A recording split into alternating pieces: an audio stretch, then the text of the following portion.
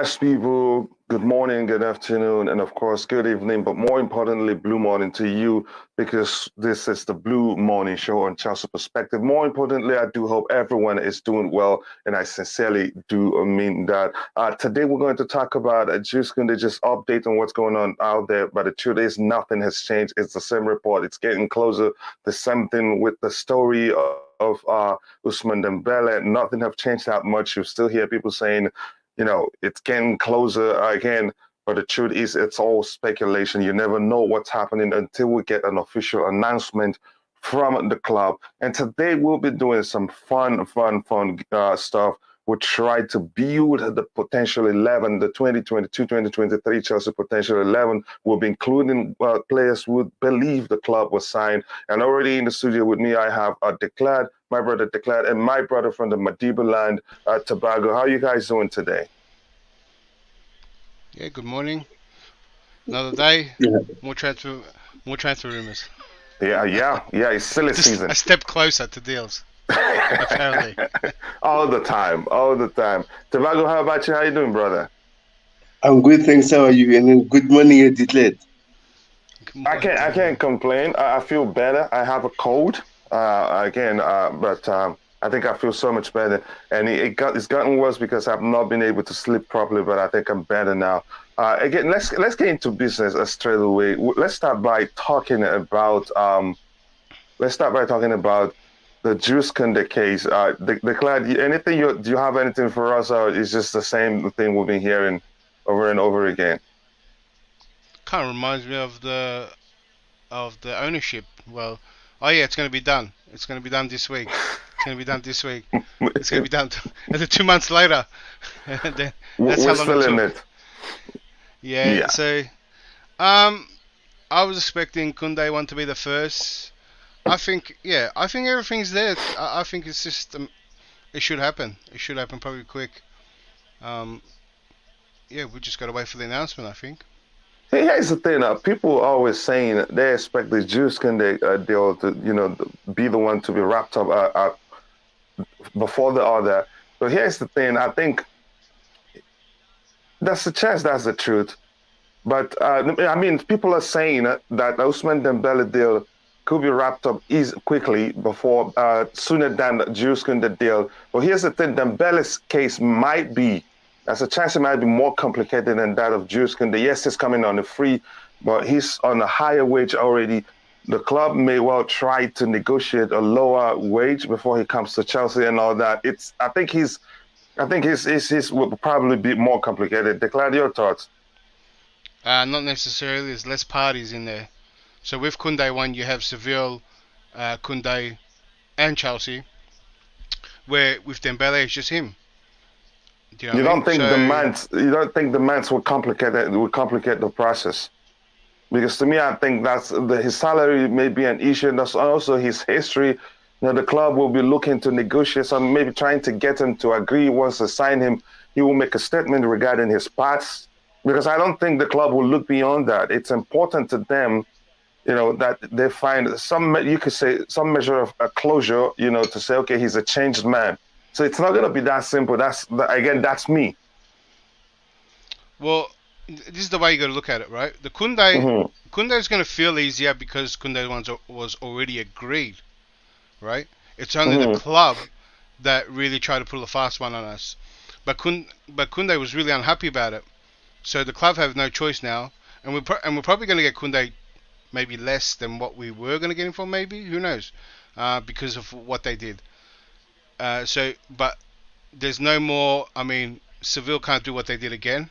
So there's definitely we're going to find a number, and it's going to happen. The player's it's already done. We already agreed with the player. So this is already a agreed deal.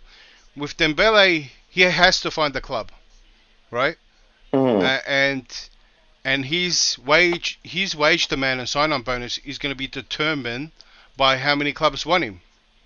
Now, if the same fears that a lot of us had Hmm. about his injury and questions, you know, he might he's probably going to demand the same money or more money than he did at Barca. But everyone's going to ask him, well, you didn't really play a lot, and how's your injuries and medical, and and there is a risk involved. And what Dembele, the situation Dembele might find him in, is that he might have to take a pay cut. Or no, necessarily maybe less or around the same because he's coming on a free transfer. But not the probably big money that he's seeking. And he might have to prove himself a little bit, that he can stay fit. Do you know what I mean? So there could be like clauses on how many games he plays and bonuses. You thinking Chelsea is in a good position in terms of negotiating with them, given those points you mentioned? No, because if there's PSG and I don't know which other clubs maybe buying him for him too, then all of a sudden that wage goes up and the sign-on bonuses. If it becomes a bidding war, it does. But every club will be skeptical as well on how fit he is. So if everyone's interested in but not willing to give him a lot of money and maybe give him more money on the games he plays and clauses like that, that's when he might come on the cheap first and might have to prove himself that way before, and the next contract he gets the big bumper deal and stuff like that. Because every club will be concerned about the amount of injuries he had, and there's a lot of questions because he had such a bad record, and then on his final year when he wanted to play, he stayed really fit and not one injury this season. Yeah, so, the truth is said is that when he wanted to play, it just seemed as if that's the case. But go ahead, you were saying something. Yeah, so there's a lot of questions there. It could very well be that he was unhappy and maybe, so some players play through playing, some players don't. Some players will, take longer on some of the injuries than need be. And if he was unhappy, and it's a bad trait to have for him, but it could be the fact that maybe he didn't want to play, or maybe he was unhappy, and he extended those injury recoveries even longer, which on paper looks really bad. But if he's overcome them, who knows? But there's definitely there's a risk in getting Dembele. Great talent, just he could be very much another Pulisic for us. Someone that's good when they're fit, and someone that he's going to be on the bench a lot. I mean, in the medical room. So here's the thing: we understand that getting him is a risk. What can we do to be on the safer side? Probably a short contract like 3 years. Then if things go well, then we can extend it, or even 2 years. And then if things goes well, then it can be extended further. Do you think that would be the best way, to be sure on the safer side? He just doesn't come to us, again, the injury stuff starts happening again, and he's sitting on the bench every time, earning a very high wage. Yeah, or maybe one with more bonuses if he plays more on the amount of games he plays. But I don't think he'll go to a club with a short contract, unless everyone does that. I think the amount of clubs. I think there'll be a lot of clubs interested for him, and I think naturally, just simply, it's going to be who pays the most, or which project he likes the most. I mean, we have advantages. He worked with Tuchel before, and the rest of our team is around the same age, so he could actually like what the team is doing and the age group, because that, I mean, when we were talking about strikers before, that's what I was talking about. We're on a course with our good young talent, right? That they're gonna hit their peak at a similar time, and once you hit that time, that's when you want to fill the gaps with experienced players, big name players, and that's when you go for all the trophies. So he could see, look, this team's around my age group, and and they're getting better, and I could join the group, and and Thomas Tuchel's here, and we got advantages in that sense. I think you make a good sense there. Before I'm going to go to Declan to Tobago in a bit, but before I go to him, let me catch up with the chat. I know we don't have too many people there, but it's important that I acknowledge them. And here we have Phantom saying a thought, it's a like. I've seen that before. He always likes to come first and be the first person to like the video. Julian Cabal, I think Kunde is done. I think that's what he's trying to write, probably using the translator. And nice to see you guys here. Please Keep liking the video, guys, to help us reach more people. Right now, we have 34 people watching, and we have around 20 likes or so, but we can do better than that. Keep liking the video. Welcome to the channel, Julian. And also we have the Undertaker CFC. Hi, all. Nice to see you again, brother. It's been a while. I hope everything is okay on your end. I think it's deal is already, yep, it's done already. Now I understand he's using, yep. But we'll see what happens again until we get an official announcement. It's all speculations, if you like. And here we have Salu Kamara saying we should move for Gnabry. Again, that's another one. If you ask me, I think we should go for, given that's a chance that Timo Werner might want to go back to Germany and play under Julian Nagelsmann, the man who had, he was in the form of his life at Leipzig. Okay, but I think I'll come back to that and I'll ask a question if it is something we should consider even. Morning, ladies and gentlemen, says Nick. Nick, nice to see you here, brother. I hope you are doing well. No, okay, I don't understand what that brother's saying. No, now. We'll come back to this here, but Todd, I want to get your thoughts on which of the deals you think will be easier to get done.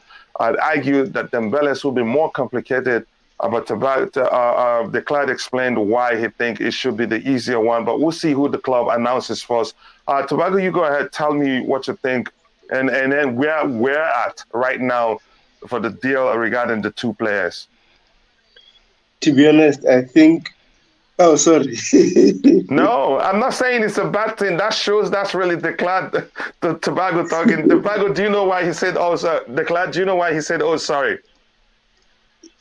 I told him if he starts speaking and he didn't say, to be honest, I'll ask him his ID. So he said, to be honest now, and he's saying sorry. Go ahead. Yeah. The Dembele deal is much easier because, like, he's almost out of contract at Barcelona, and Barcelona are having financial issues. So I don't think he will stay at Barcelona due to financial circumstances at Barcelona. Mm-hmm. Also, him having a good relationship with Thomas Tuchel before, I think is a bonus for us. So I think getting a free agent and buying someone from another club, I think is an easier option because, like, Jules Kunde part, Sevilla sometimes they like to play hardball on their players. So on the Dembele issue, I think a Kunde deal it is almost done, but we need to convince them that we're going to pay the money they're asking. So I think the Dembele one is much easier. Well, you could argue the case, but any updates for us? I know you talked about it before the show started. What are you hearing? I'm hearing like a lot of reports now are saying Dembele is close to Chelsea.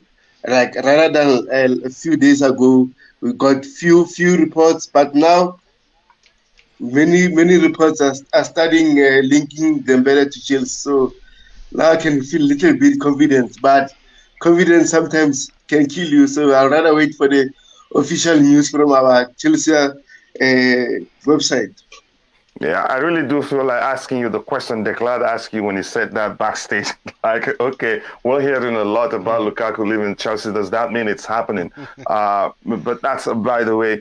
Declan, let me start you with this comment here from was a particular comment that I'm looking for. I think it's from Sakura here. It says we should move for Gnabry. Your thoughts? And if we're thinking about moving on, what's his name?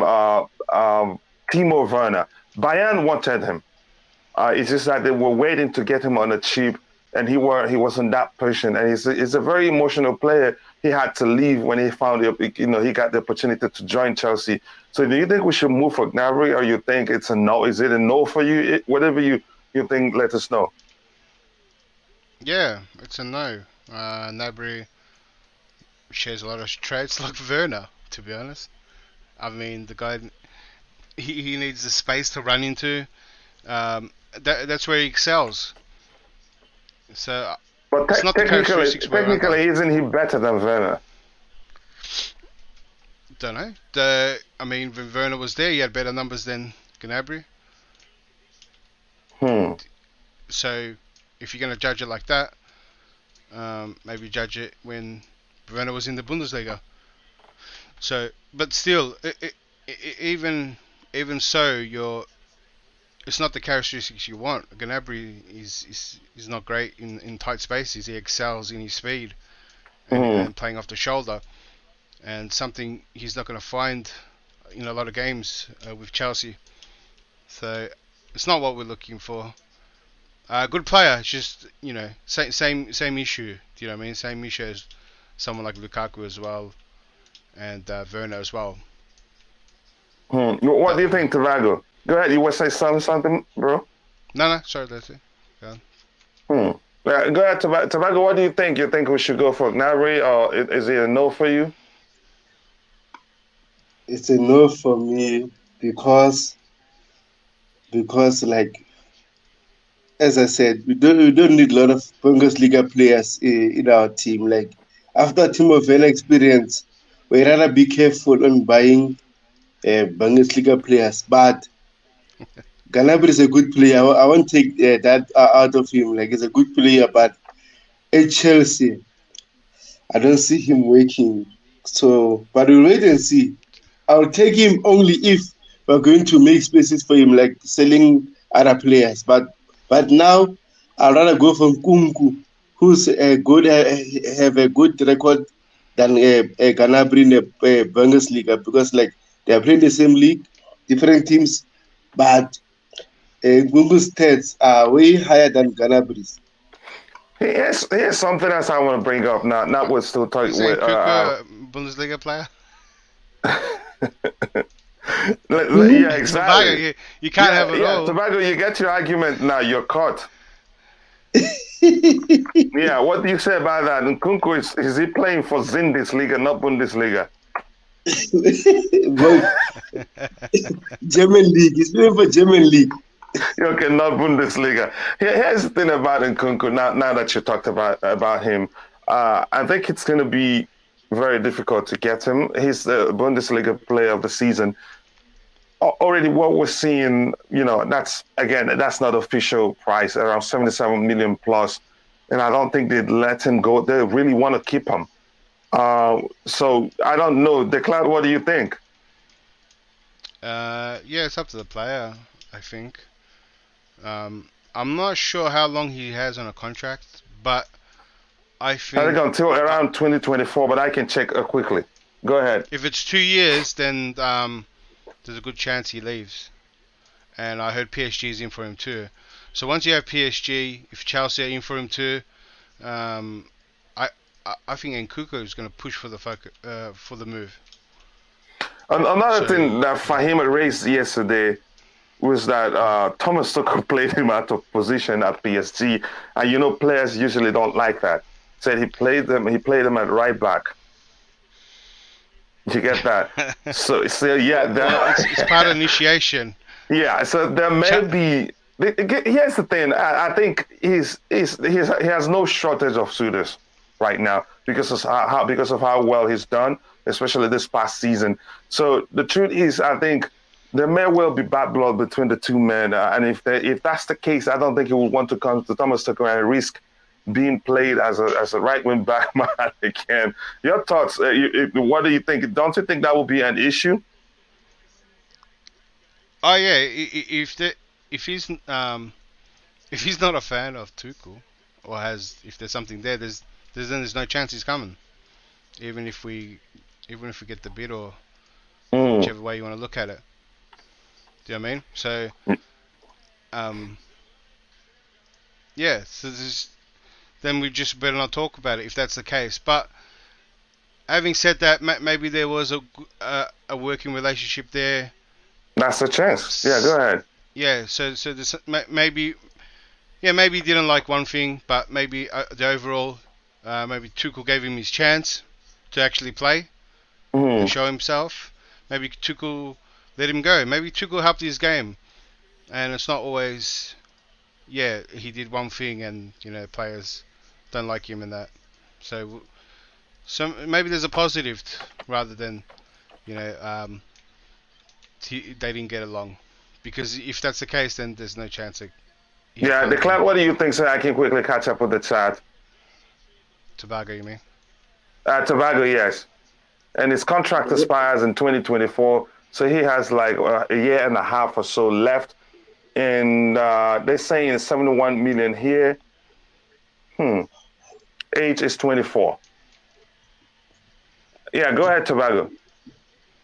You're talking about Nkunku, right? Yeah, what do you think? Do you think he would want to come to us? Because we're not hearing anything that serious about him. All we've heard is just that we're looking at him as one of the options on Thomas Tuchel's list. There's never been any serious links or serious talks about him coming to Chelsea like that. So it may well be just all speculations. Yeah, I think for now it's just rumors and speculations. So I'd rather take Nkunku like on his current form than waiting for next season, because like what if we wait for next season, and next season he produces more bigger moments than he did this season, and then likes of Real Madrid are coming for him, and then he won't reject Real Madrid over Chelsea. It's not that simple. So I think if you have available funds to get him, we rather risk and get him. Yeah, but hopefully it's a player I'd like to see at Chelsea, but let's see what happens. All we can do is speculate and, talk about it, because overall it's just wishes. Let me catch up with the chat and we'll move on. Here we have Nick Blue saying, okay, I've read that before. Saying, a blessed morning to you all, blessed morning to you all, Gabriel Almost. More Abbas, how you doing, brother? I hope you're doing well. Hey, says Freddie. And the Undertaker said Memphis Depay plays with Dembele, so will be worth buying him. I think things didn't really work out well for him in the Premier League. Why should we go for him? That's an even bigger risk. Again, I don't think we should go for him. I think Barcelona, I don't think they're looking to sell him. It's one of the players they'd like to keep. Probably he's not on a very high wage, but we'll see what happens. Good morning, everyone. Good morning to you, Philip Sweet. How are you doing? Nick Blue says Kunde and Dembele are done. Okay, I hope so. If that's the case, I'm waiting for official announcement. And you can say, because it's been the reports we've been seeing for the past few years has been very, tons of conflicting reports. One outlet will say it's done. The other outlets will say we haven't even started talking with the Dembele camp. One will say, yeah, we started talking with them. The deal is on the verge of completion. But whatever, again, we were able to tell, again, these are just the two deals he can be sure Chelsea are looking at these players. Why, given circumstances surrounding, our pursuit of those players, Kunde, we started talking to a while ago. We already had agreed personal terms with him. Dembele, we know he would prefer coming to Chelsea because he gets to play under the manager that helped, that got the best out of him at Borussia Dortmund. So those are the reasons why we were able to say, okay, these guys may well be the first two signings on the reign of Todd Boehly. It's not by any magic wand or anything or connections to the club. It's just that it only makes sense that the club are looking at them. Most people may be insiders, but still nobody is sure until we get an official announcement. But I get your point. Honestly, is Kunde worth 60 million? I think it's worth it, if you ask me. Declan, if you want to chip in there, do you think it's worth that amount? Yeah, I think that's what we were going to get him for initially. Yeah, no, I think initially it was going to be 80 plus. No, 80 was his release clause. Oh, so now wouldn't it make sense to say, okay, we'll be getting him for even cheaper price, given that the years on his contract have reduced? Yeah, so that's going to be a case. I'm pretty sure maybe the same deal. I think it'll be a similar deal, but I'm sure Chelsea can maybe they just want to get it done, go off what it wasn't initially, or maybe they get it cheaper than last time because now Kunde wants to move more. But yeah, we were going to get him for around similar price, and then Seville said bad luck. Yeah, they wanted to take us for a ride because they knew we had already sold what's his name, Kotsuma, to West Ham United, and they felt like we're desperate enough to come pay that amount. Yeah, but thank you for that. It says the Undertaker SCFC says Gnabry wants to go back to Arsenal. I'm not sure how you let us know how you knew about that. I don't think that's the case. Blue Morning, Gnabry is technically much better than Werner. We can all agree that, and I said that to Declan when he talked about how he's the same player as Werner. So Declan, I'm winning this one. And by the way, that's my brother CFC Fahim. We met as content creators, but we've become brothers over time. And please, if you're watching, please go check out CFC for him. It's one of the fastest growing YouTube channels in the Chelsea community, and great content, always objective, no clickbait. Please go check it out. At least if you want to watch his content first, if that's how you want to do it, then decide whether you want to subscribe or not. But believe me, you would not regret it. And when you do, tell him I sent you. And here we have Philip Smith says, I've heard Chelsea are willing to let Lukaku go for a long fee of 20 million, loan fee, of 20 million. Yeah, Chelsea don't want to do anything less. I don't think Chelsea wants to take any serious L when it comes to Lukaku, but they are willing to take some measure of L, if you want to phrase it that way. Good morning, Leah. It's been a while. How have you been? Hopefully, I hope everything is good on your end. We haven't seen you in a while. Ray Allen said we should get Gabriel Jesus to replace Werner. That's a good shot. I'm not sure why we're not looking at him, because he's a hybrid striker. Again, he gets involved in the play. He's technically gifted and all that. Your thoughts? What do you want to say about that, Tobago? About Gabriel Jesus? Yeah. Yeah, I think he's a good player, but it's not number 9 that we really need, because Edmund City, they're using him as a winger, so I haven't seen him much as a number 9. So I don't believe he's the right player for us. What do you think, Declan? Yeah, I think he'll be good. I think he's that mold of the finisher with almost looking like a winger. I think he has some of the characteristics we're after for this system. I think he'll be good. I think he will be, but we're not looking at him. I think it's probably going to go to Arsenal, because somebody said it on the panel yesterday that Man City consider us a more serious opponent than Arsenal, so they'd rather sell to Arsenal and not sell Jesus to us and strengthen us, and giving us more opportunity to come after them this coming season. But hopefully we're looking at him. I don't know. Again, the truth is, whether we're liking it or not, I don't think anybody knows what the club is really doing right now, because we'll be losing about 4 players in the defensive department, and we're not seriously being linked to a few defenders we know that will fit in perfectly in our lineup, in our team. But we'll see what happens. Again, so all we here are just speculations, but let's see what happens. Ray Allen says Declan Rice got his pants up pulled by hungry players. I think this. Declan, do you understand this phrase? I think he's trying to make a point here about the national team, the US. He played badly, right? Thing. Well, they all play badly. I mean, it looked like a friendly when you watch the game. Mm-hmm. But I think the point he's making now is that he didn't play well. Yeah, they exposed him. I don't think anyone played well.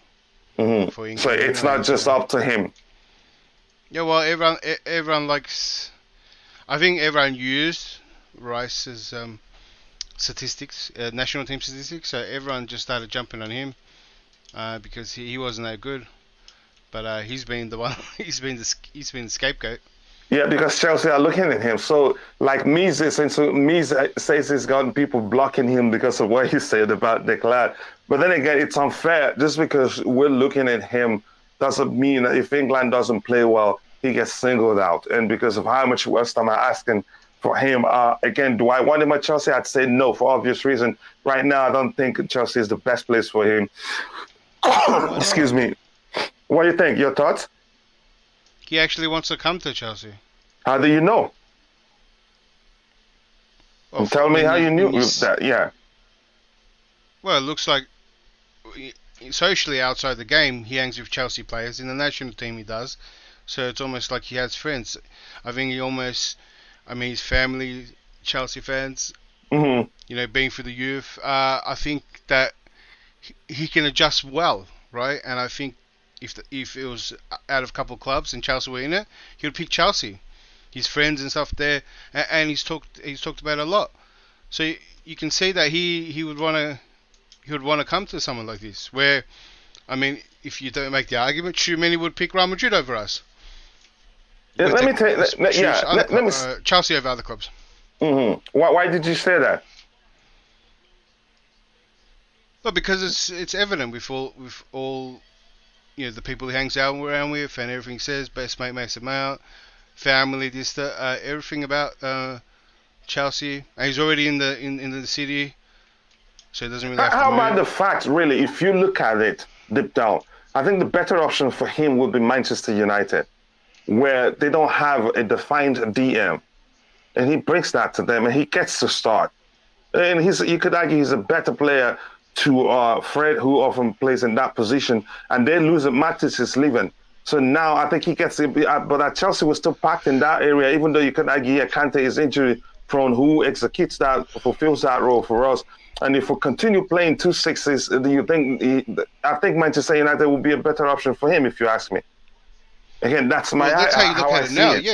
Yeah. At the point, yeah. But what happens if Kante leaves? Does your argument still stand?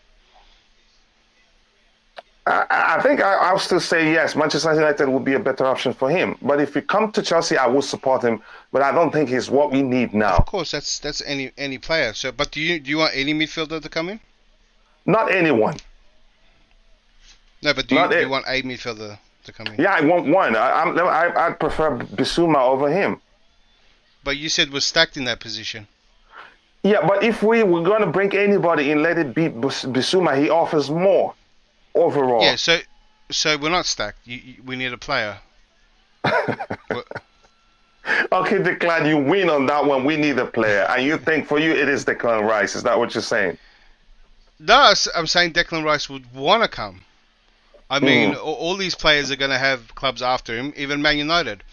I mean, I feel that if Man United came and Chelsea came in for him, that Declan Rice would choose Man United. I mean, you would choose Chelsea over Man United. Okay, we'll see what happens.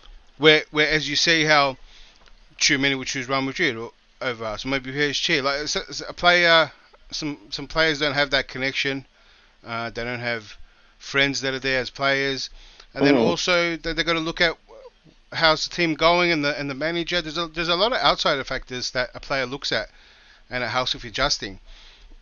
I think just the very fact that Rice actually hangs around with Chelsea players, even in the national team, good mates, knows, already been to the club when he was young, already knows the ins and outs, family, already in the city. I think that checks all the boxes for him to come in and adjust very quickly, where any other player maybe could take time.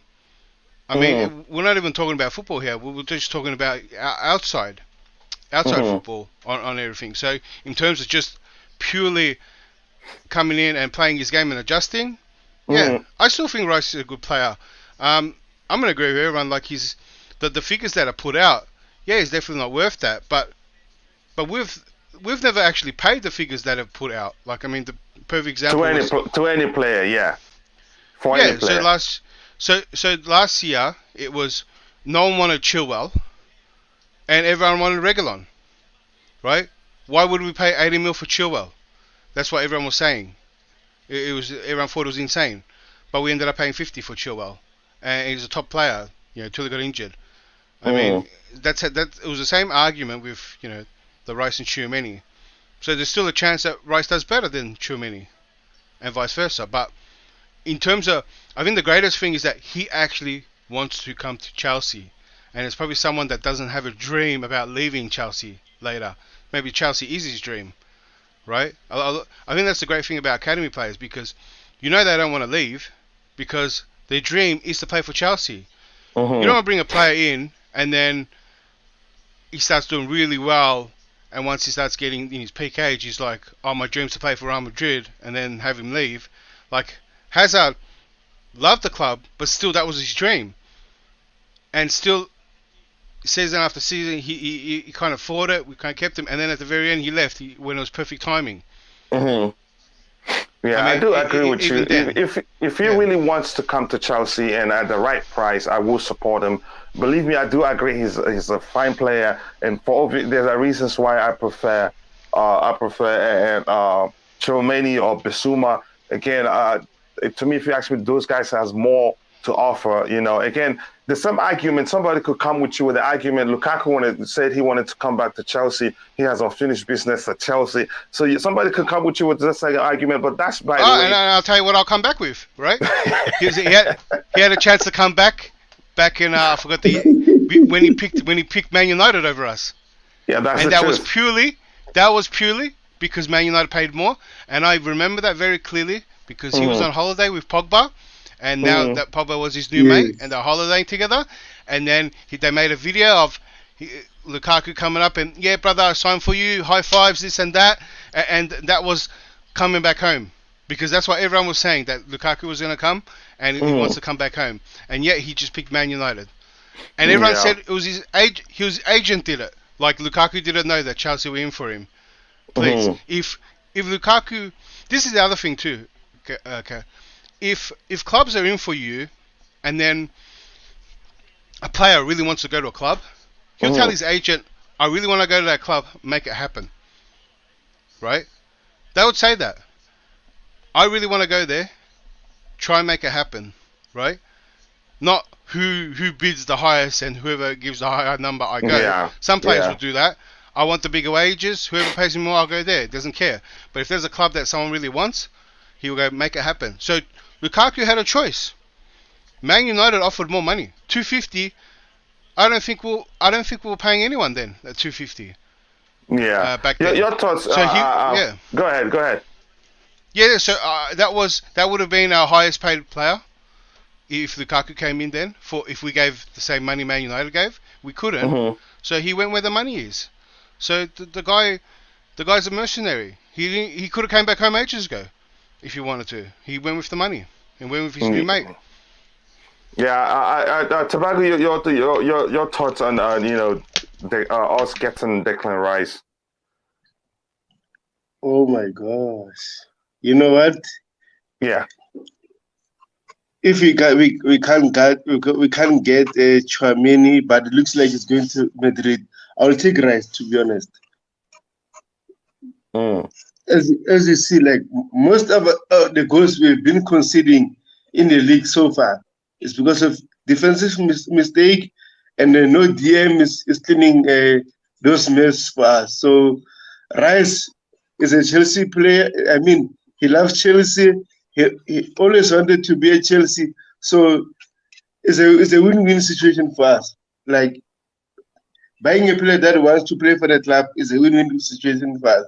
So the problem is the price tag. But if we can go to West Ham and say, "Look, we have 70," and then maybe if they're crying and then we say 80 is the final offer, will they turn it down? Well, I think 80 would still be too much, again, if you ask me. But that's me. Here's the thing: they won't. They won't. But I don't think we'll go up to 80. And will Rice count as a Mackie signing for you, Declan? Just quickly, yes or no? Yeah, if he comes at that amount. You got to also remember that he's played centre back before too, and he's a utility player. Yeah, so if we are light in the depth of centre back, then Rice actually holds his value, because if we lose a lot of centre backs, then you can put Rice in there. So he can cover more than one position. So it makes that 80 mil. Yeah, it makes that 80 mil cheap. So and overall, for you, is it will be a Mackie signing? Yeah, and I think that another point with what I like about Rice is that right now he's the captain of his team. He's a young leader. And I think something that people brought up that they thought we were lacking in, and if he's the leader now, then he's going to be even a better leader later on. and I think it's maybe an element that is maybe missing from the team, right? As players start to go, if Silva goes, Jorginho goes, Aspie goes, then you're missing these leader figures, and maybe he can come in and step it up and continue what he was doing. So he'll bring something. He'll bring something different. Yeah, and like I said, if he can play, now that we need so many centre backs, if they're all leaving, and he can play centre back and DM, and now all of a sudden, if he's 80 mil, that actually looks like a bargain because he's covering two positions in depth. So I think for me, Rice ticks a lot of box, and I feel that he wants to actually be here. Because every time people have conversations, Tchouameni or Rice, and everyone just a lot of people. It's a back and forth, and it's a big conversation. But at the end of the day, Tchouameni will choose Real Madrid over us, and Rice will choose us over other clubs. Yeah, Tobago, how much do you think Rice will count as a Mackie signing? Mackie signing doesn't mean it's the best of a player.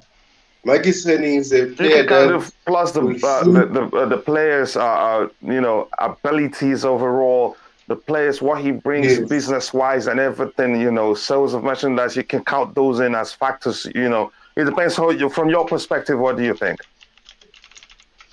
I think Rice ticks a lot of boxes for us. So having him at Chelsea will be excellent for us. Like, also is a leader. He's tall. He can pass the ball. He can defend. He can play as a centre back if necessary. So I think Rice will be a good deal for us if we will be able to get him. Okay, I'm sorry. I need to interrupt. Okay, in case everybody did not hear me the first 25 times that I've said this, West Ham has said very emphatically they will not let Rice go for less than $100 million transfer fee this year. Okay, so please stop discussing if we can get him for 70 million, if we can get him for 80 million. The price for West Ham is $100 million this year. And you don't think they will budge? I'm not. Yes, I am telling you they won't budge because they have told us we will not budge from this price. Okay, they told us they've explained it so many times. We do not want to let Rice go this year. If you want him, the price is 100 million. I even used the Mason Mount analogy. For example, if West Ham came to Chelsea and said, will you give us Mason Mount for 40 million, 50 million, 60 million, 70 million? The answer is no, because Chelsea's price for Mason Mount is going to be somewhere around 100 million. And that's how they feel about Rice. They're not going to let him go for 70 million, 80 million, 90 million. The price is 100 million. So please stop discussing this. We can get Rice for 70 million because West Ham will budge. They will not. And if I'll make anybody a $100, $200 bet. Phantom, hold up. Do you know how many clubs said players went for sale and they okay, let's make a bet. Let's make a bet, sir. I'm terribly angry. I'm terribly angry with people who say this fiction that we can get him for 70 million. Hold on. How's it a fiction? In negotiating only works that way. They will say 100, yes. But when the money comes in and Rice wants to leave and actually answering the phone anymore on this phone call. I think I will bet you any amount you want, sir. I will bet you any amount you want. I'm going to start being like Nick Blue. This is something I feel passionately about because you are tone deaf. You are tone deaf. You are tone deaf. Okay? They said 100 million. Okay, let me say something. 100 million. So any discussion of any price less than 99 million is just a waste of our time. Okay, let me say this quickly, brother. Hey, hold on. So wait, hold on. Seville said Kounde is 80 million. Does that mean Does that mean they're not budging off their price? Kounde is a different story. West Ham. No. Don't waste our time. Feta. I don't care about Kounde. It's a different argument. All right, let's The move only on. argument, Let's move the forward. only You made a argument rule. I am focused on. The only argument I am focused on is what West Ham said. 100 Seville million. said They're not budging. you have I to will pay- bet you any amount of money you will not Hold get. on. You are using a club statement, and you are screaming, and you're making it the rule. Seville said, I right? am making that the rule because that's what West Yes, Ham Seville has said. said Hold 25 on, let me. times Seville over said now. Kounde is his 80 mil, his release clause. Does that mean Kounde, the club will not let Kounde go till we replace his pays release clause? Kounde Do you know is what a happened in the different club, period? It's a different story. West Ham mean. All right, let's move on. Rice is the- Let's move on. I just So wanna what say makes something West to Ham Phantom. a top club that West won't Ham release i- players? Well, first of all, West Ham is a lot higher in the Premier League than Kounde is in Seville. Okay, but that's a different No. story. Okay, you're All right, saying all right, just hold because there is room for Kounde to budge. There's negotiation there. West Ham has put down a solid wall saying 100 million or don't waste our time. And right now you're We'll wasting see our what time by happens. talking. You can talk them down to 70 million or something. Nah. West Ham will not let it go for 100 million. All right, I'm Declan, willing to hold on, bet you hold on. 500 Declan. US dollars. All right, Phantom, you make your argument. We'll see what happens. Okay, Again, thank you. Good night. Yeah, good night, brother. And he says maybe. Where's he we going? No, he's just he does come to make his point. It's too early where he's from. That's the truth.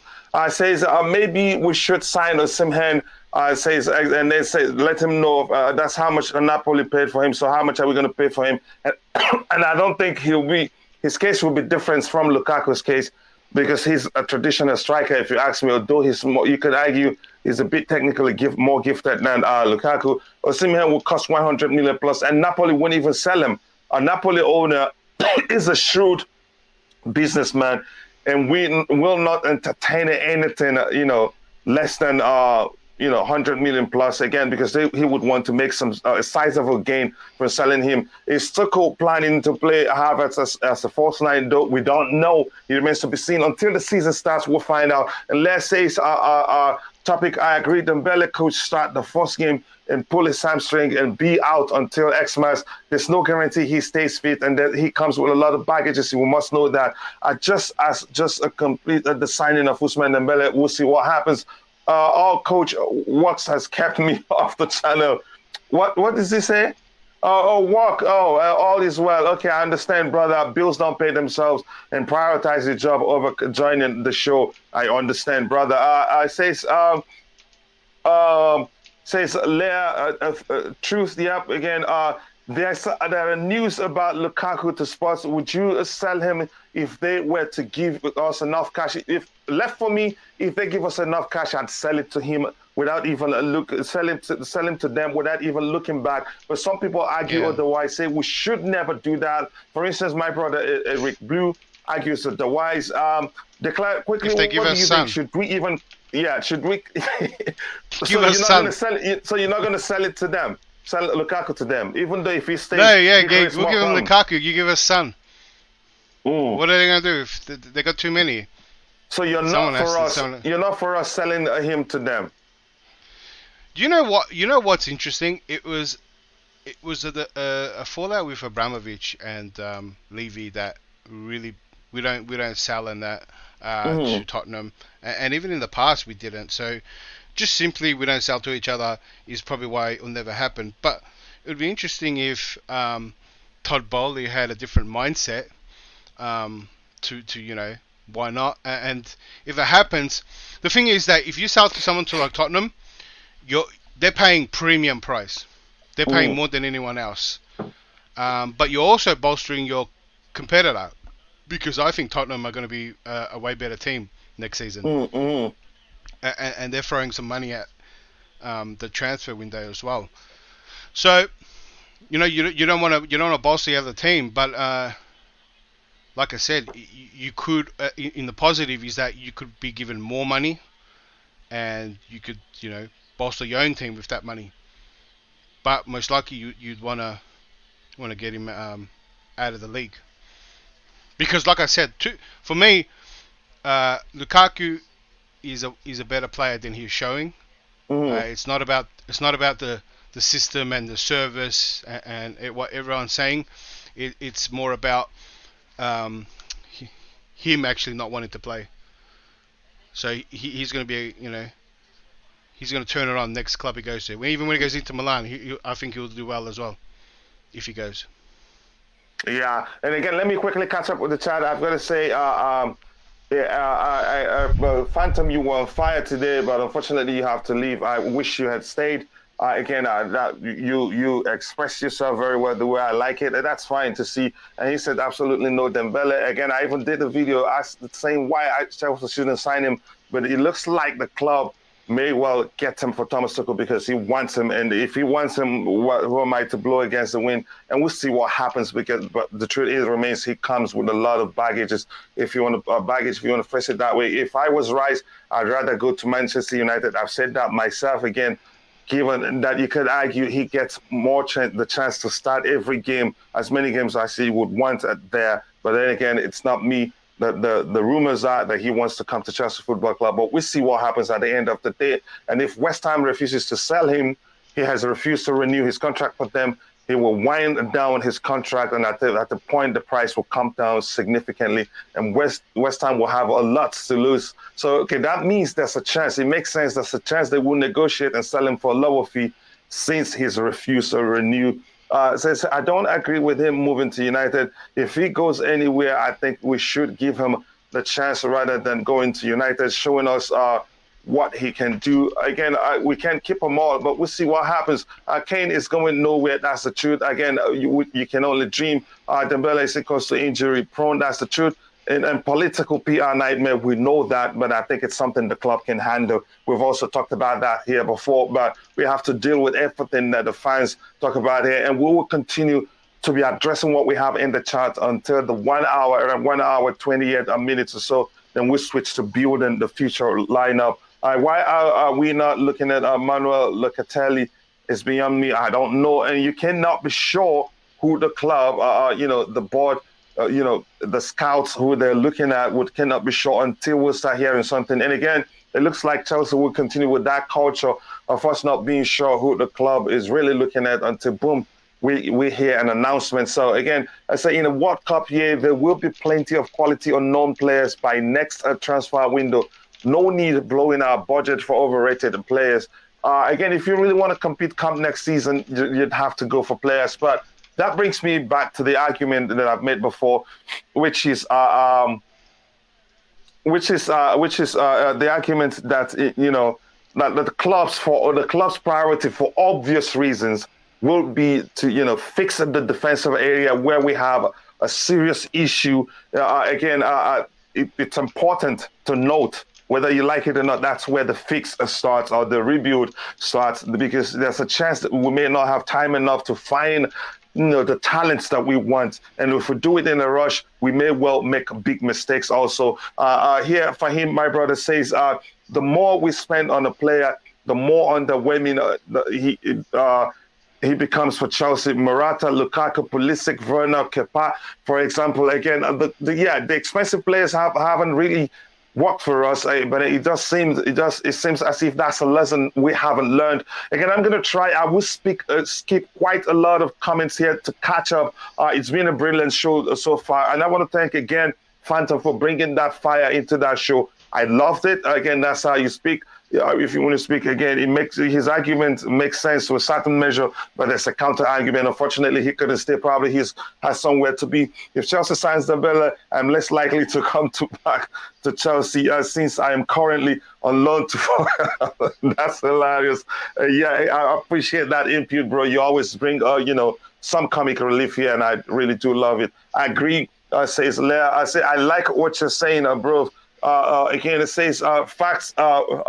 West Ham will not release Rice for less than 1 million for now, but the lesser years he has on his contract, the more likely they will sell him before he runs down his contract and leaves on the free. So as you argue, you must consider that. Also, Rice would love to show the academy staff he has improved, and those people he wants to show that to, they've all left. I don't think they're all still there. Think about it and let me know.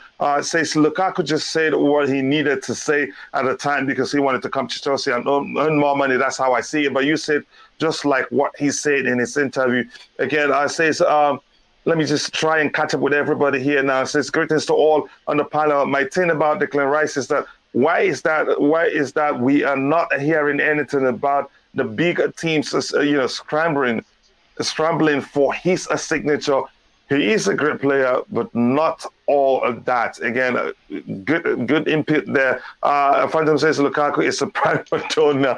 Again, that's another argument there. Did I miss anything here? Let me check. I want to be all caught up. True Blue says, okay, he's talking to Fahim. Let me see if there's anything else to address here, but I want to get to the bottom, so I'm all caught up. Dylan Occurrence says, so Saul is not being made permanent. We've got a midfield of Gallagher, Jorginho, Kante, Kova, and Loftus-Cheek, nowhere near the strength and depth needed to mount a title haul a season in, this season out. I don't think it will make sense to keep Saul for any reason whatsoever. He's been, Can I ask the chat a question? Mm-hmm. Since that was Dylan, that said that, and I don't know if it's a discussion going on in the chat. What makes it's just an input, so you can go ahead and address it. And I've heard this point. You want to point. address, let me know. Go ahead. Yeah, so I've seen this point a lot, and everyone's talking that if we don't do A, B, and C, there's no way we're going to challenge for the title, or we're going to, things like that. I mean, I think what made people think we're actually challenging for the title? We are actually pretty far from it. We need, it took Klopp and Pep 3-4 seasons to build a team to get where they're at now. There isn't really a really quick shortcut, and if anything, those two clubs made really good signings. So there's no this really great player that's going to come in and on a messy level and change everything. We're still building a team.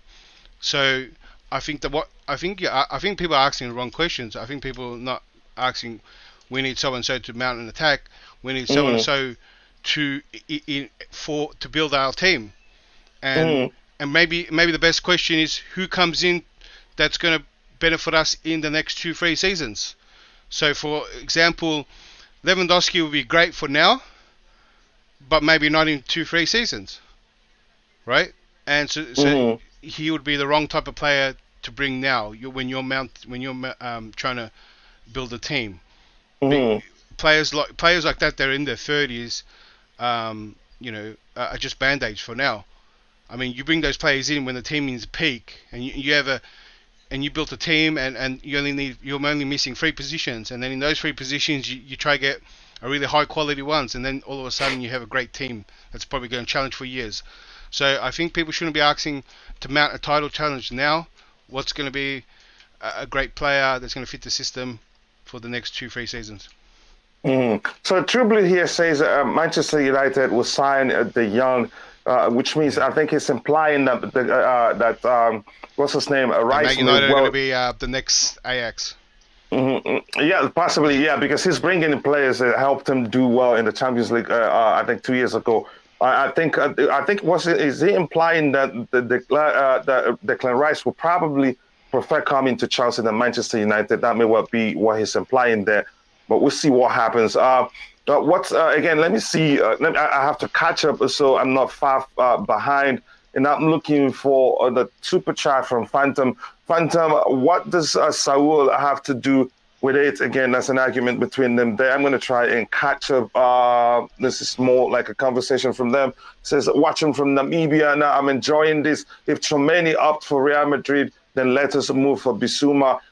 Yosef, nice to see you here, brother. I think this is not your first time here. I've seen you. This is unknown telling Phantom to chill. Phantom was on fire. I really did enjoy that. Again, now I wouldn't take an offense from that. I wish he stayed.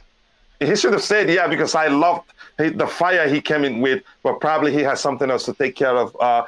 Sevilla is in financial problems. That's why, they have to balance their books before a certain date. I'm not sure what date. Foreign fan spitting anger, 80 million Havertz, 100 million Mitrovic at 300 pounds. You're looking for his trouble by saying that Mitrovic should be sold to us for for £300. Again, remember Kounde has a clause, but Rice does not. Again, that's another argument for another day. Bissouma is available for 30 million. Ruben Neves is available for 40 to 50 million. Next season, we can get Declan Rice for less than 100 million. Yeah, we can be patient with Rice, if that's the case. And everybody liked the fire that Phantom brought here, saying, wow. Again, yeah, I appreciated that. And that wasn't easy, and I loved it. So thank you. And again, Almighty Sports Plus, please go check it out. Do subscribe to the channel. Great content. He has two channels now, 3 great channels, and they're all growing really fast. Please go and check out his content and subscribe to his channel. Nice to see you here, brother. And he says, super stuff. Let's get Chelsea perspective to beyond 2 from. Yep. We're shooting for 3K, and we're not far-fetched from that number. Nice to see you here, brother. Again, let me try and catch up. Again, I have to skip quite a few comments here. Yes, hit the like button, people. If you haven't, please take a second to like the video. That helps the channel reach more people. And the more people we have joining us here, the more fun the stream will be. Please like the video to show you're happy that the club did not go under, to show you're happy we have got a new owner, to say thank you to Roman. Like the video and also subscribe to the channel if you haven't. Here we have, again, I have to skip quite a few to be all caught up. Please, I'm far behind. Remember, it's only me, and I don't have a studio engineer. I might have to skip to the bottom so I'll be all caught up. So I apologize if I skip your comment. Says if Tchouameni up for, I think I've read that too. I have never shouted before, but we loved it. We loved it. Please, whenever you come to the panel, yeah, just shout like that if you want. It doesn't matter. And also, if you have a Chelsea shirt on shouting like that, I'd buy you a beer. I like it, bro. Big up from Saudi Arabia. Again, nice to see you here, my brother. Football Style. Again, welcome to the channel. Feel at home. You're welcome to the Chelsea Perspective family and overall the Chelsea community family. But you're already in the Chelsea community. Says anything here to read? Let me get all caught up. My screen, I think so much messages that my screen is getting frozen. I didn't wish for police. Again, I stopped calling players' name. Please, some respect. Werner Mount have it. So shut up on Dembele. Ray Allen, you will have your fingers crossed and praying the moment he walks onto the pitch, saying don't get injured. Yeah, but you have to pray for him. Our right side will be RCB Kounde, left wing back James, and right wing back. Okay, James right wing back, and sometimes right center back, and even sometimes in the midfield. James is that good. I'd play him in every position if possible. I ain't letting Lukaku go unless we get a player of the caliber of Kane and Lewandowski proven. We want Lukaku to be that. Do we have a replacement? No, him the good.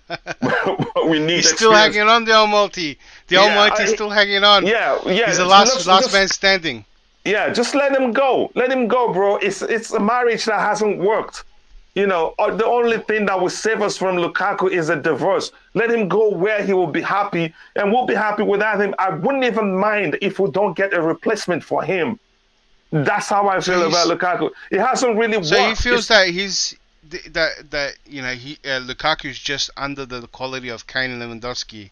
Yeah. So there's no other upgrade. I'm telling you, if we got Chris Wood in from Newcastle, he'll be an upgrade on what Lukaku is.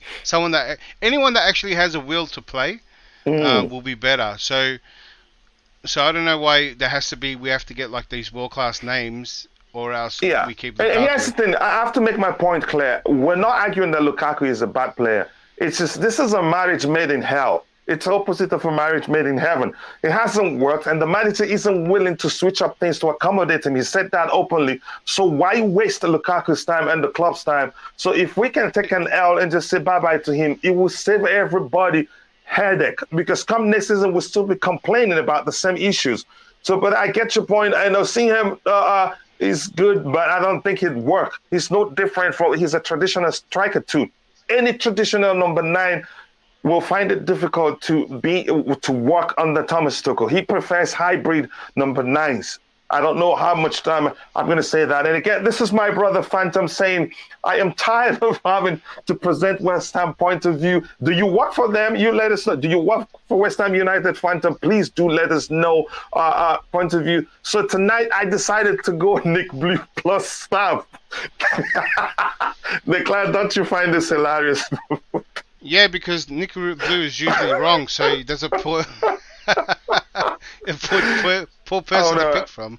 But overall, I do love you, brother. You know how much I love you, Phantom. Again, that was fire, and I loved it. The energy you brought in hasn't left the studio, so I appreciate the donation. And you know how close we are. You don't have to do this to make your point, staff, to make my point.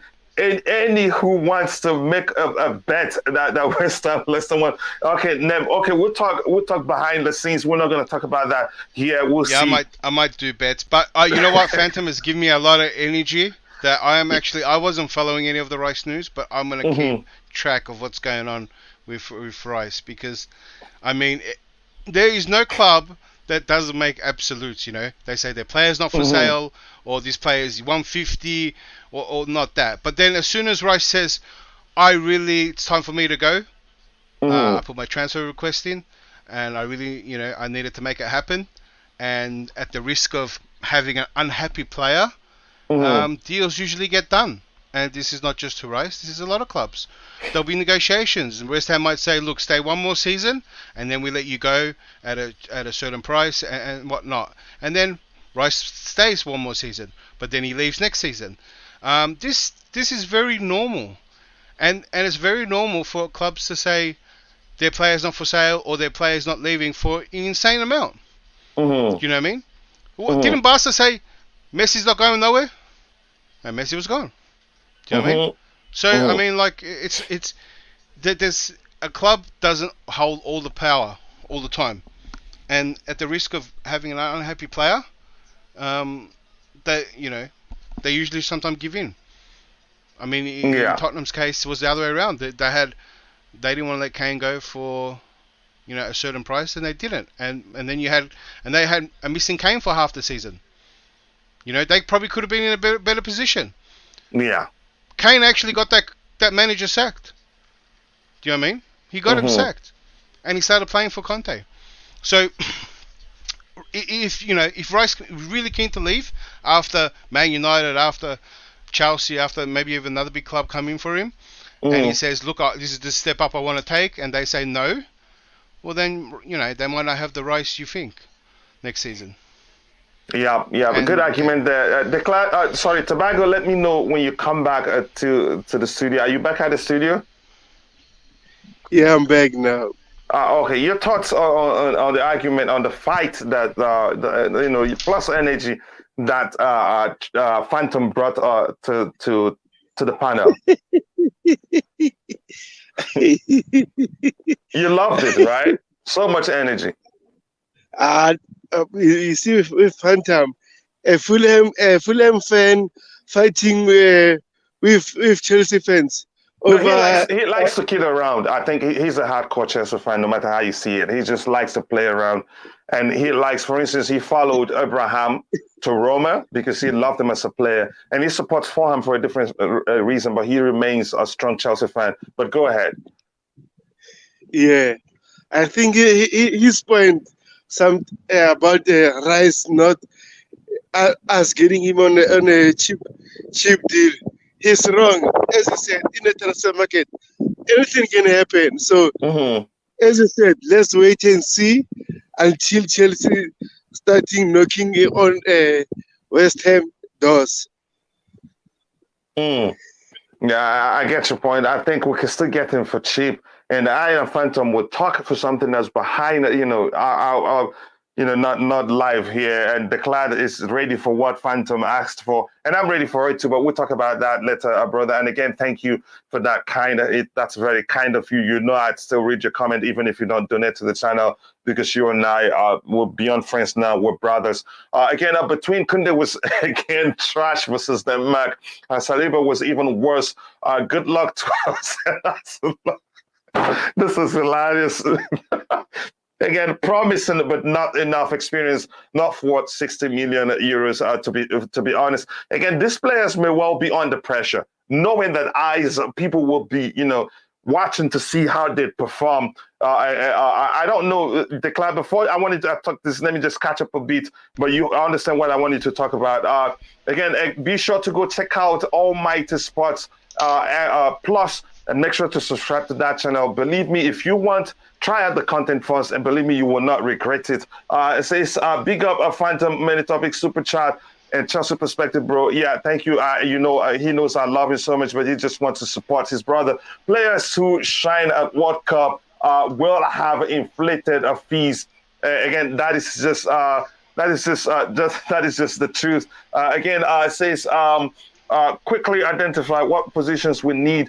Feeling again, the defensive line, of course, is a priority. And then if we have time enough, I think Thomas Tuchel would most definitely like to make some signings in the midfield area because we have a problem there. It says Kunde saved his team from a Denmark goal. Yes, that's a counter argument for what my brother there says. We need to spend wisely. We cannot just splash majority of the transfer budget on one player. We're losing a lot of players. Remember that the said transfer budget is $200 million, and if we pay, who said that? Who said that amount again? We're not sure who say that's what's out there. If what's out, let me just phrase it this way: if what maybe we're saying out there is a truth. Does Fahim know how they came up with that number? Okay, he didn't say anything about the number. I added the number. No, but given he what's said, out there. So I think Fahim knows our transfer budget. Well, are you trying to fight for him now? I'll fight everyone. Look, the realism is, I mean, you got to also take into account that maybe this club wants to do a statement signing. Maybe, like I said, with FFP especially, a new owner has more room to put in money. A new owner wants to straight away win the fans over. Have a good transfer window is probably key to make an entrance. There's no other way. There's no other thing that Boehly can really make an impression on. But usually it's the transfers that are the biggest thing that gets fans excited. So I think they'll go there. I think if they're going to throw in money, they're going to throw in money. I think we might have a big window. Do you know what I mean? Maybe not. Maybe not a big. Maybe it's not. We're not going to do Abramovich spending for like the next 10 years, but maybe one or two windows. In this crucial stage where we need a lot of players, we might have a big budget. I mean, 200 mil with sales doesn't sound a lot. But I'm sorry, Declan. I hope you know why I'm laughing. Glenn, I miss you. I really do miss you. I don't think Glenn saw that girl. He's always looking for trouble. I called LSG, and he wrote it on the screen. He said, I thought you wrote LSG. I said, no, be careful what you say here. Go ahead, brother. Sorry about that. I think people get panicking about what our budget is meant to be. Do you know what I mean? I mean, especially it could be 200 mil without sales, and then straight away you sell Lukaku, you sell Werner, you sell a whole bunch of players, and then you could be looking at a 300 mil plus. I don't know. Budget, an insane budget, but you need probably 5 players. So people don't know. People don't even know if Boehly might be having maybe a big name come in. No one really knows because we don't have anything to go by. Todd Boehly hasn't really done anything, hasn't run a football club, and then we can say, well, he did this, that over there. The only thing we know is that, I mean, in his American sport teams, he has like the biggest budget, the biggest players. I mean, the Dodgers and Lakers as well, and his other owner in the Lakers. So the Lakers have our big name players. Dodgers have got the big wage. Yeah. It just goes to show that Boehly's not afraid to bring big players in. Yeah. Again, yeah. I think we've actually passed the hour where we should have where we should start building the potential lineup for 2022, 2023. So I'm going to try and catch up before we address anything else. We're just going to go straight to building the lineup. And here, a football style, I was asking, can you guys tell me when our first signing will be? We're not sure. Nobody's sure. All we see out there is are all speculations, and there are conflicting reports. Some outlets will say Chelsea haven't even spoken to Dembele's camp. Some outlets will say we've completed the signing of the player. Declan, I'm going to type something in the private chat. Can you tell me the meaning, please? Yep. Okay. Yeah. Some outlets, are saying nothing has been done. Again, it's just some you keep hearing the same story. The sign is getting closer. We're not sure which one. Blue Morning, my people, and then but once it's announced, once any signing is completed, you see the announcement on the club's website. Can you guys tell me? Okay, we've talked about that. Says Blue Morning to you too, brother. Nice to see you. Almighty Sports. Again. It says, "Good luck, Chelsea," and yeah, that was hilarious. Correct. We will not be challenging for the title next year because we're rebuilding. It must. Yeah, just say that's what I'm asking. Okay, thank you very much. Again, let me warn everybody in the chat. It doesn't matter who you are. It doesn't matter how close you are to me. I've shown you I respect you, but what I don't do, I'm not into butt licking.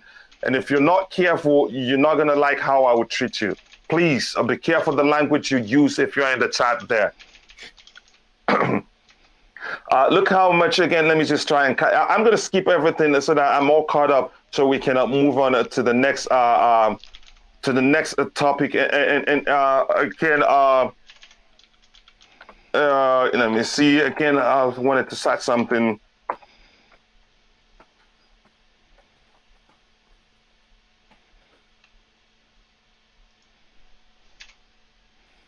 Okay, let me see.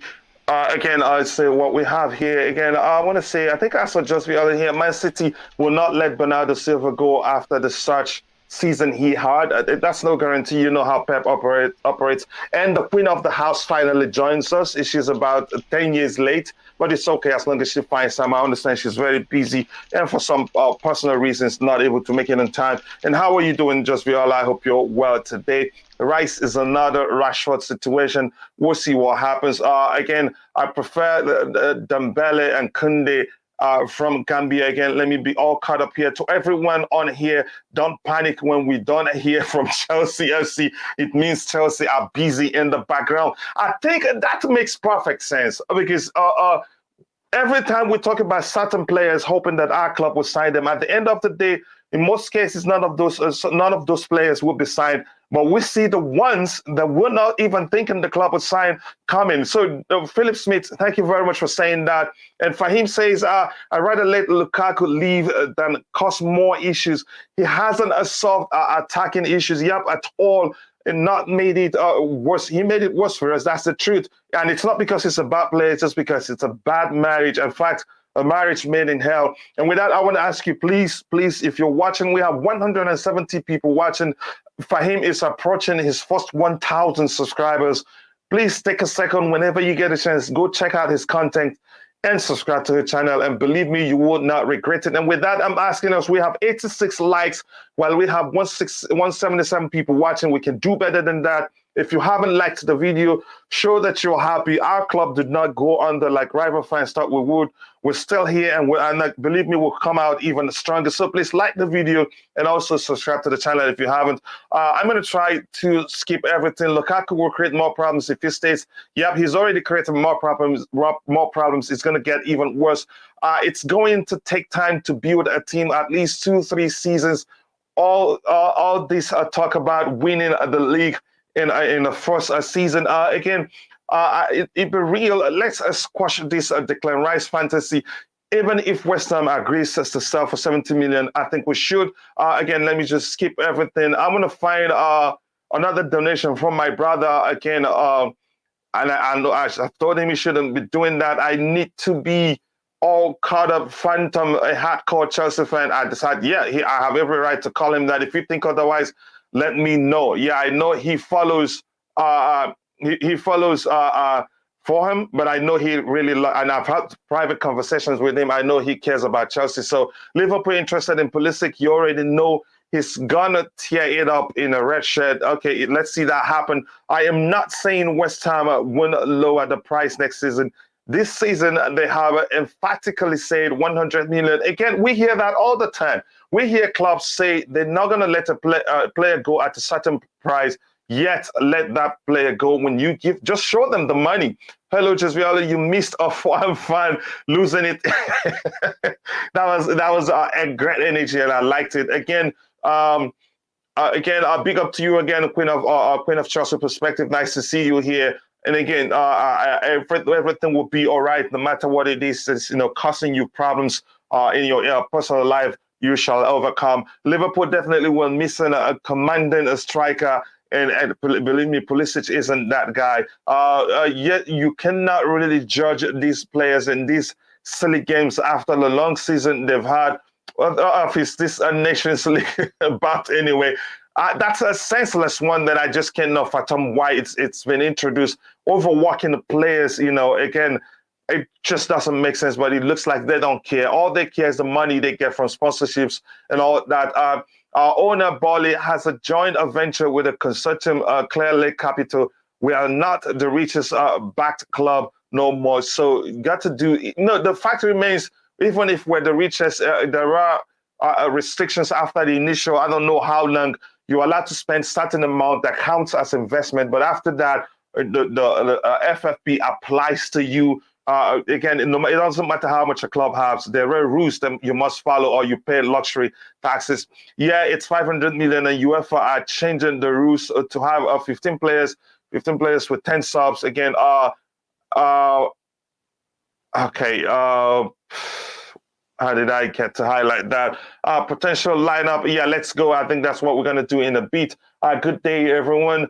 Says, again, Nick Blue.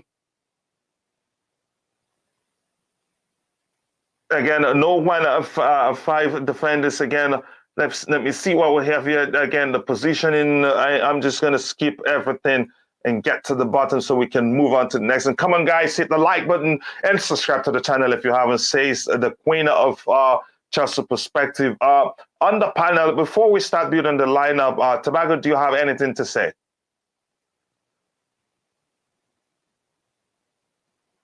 Tobago, are you there? How about you, Declan? Do you have anything to say? Okay, go ahead, Tobago.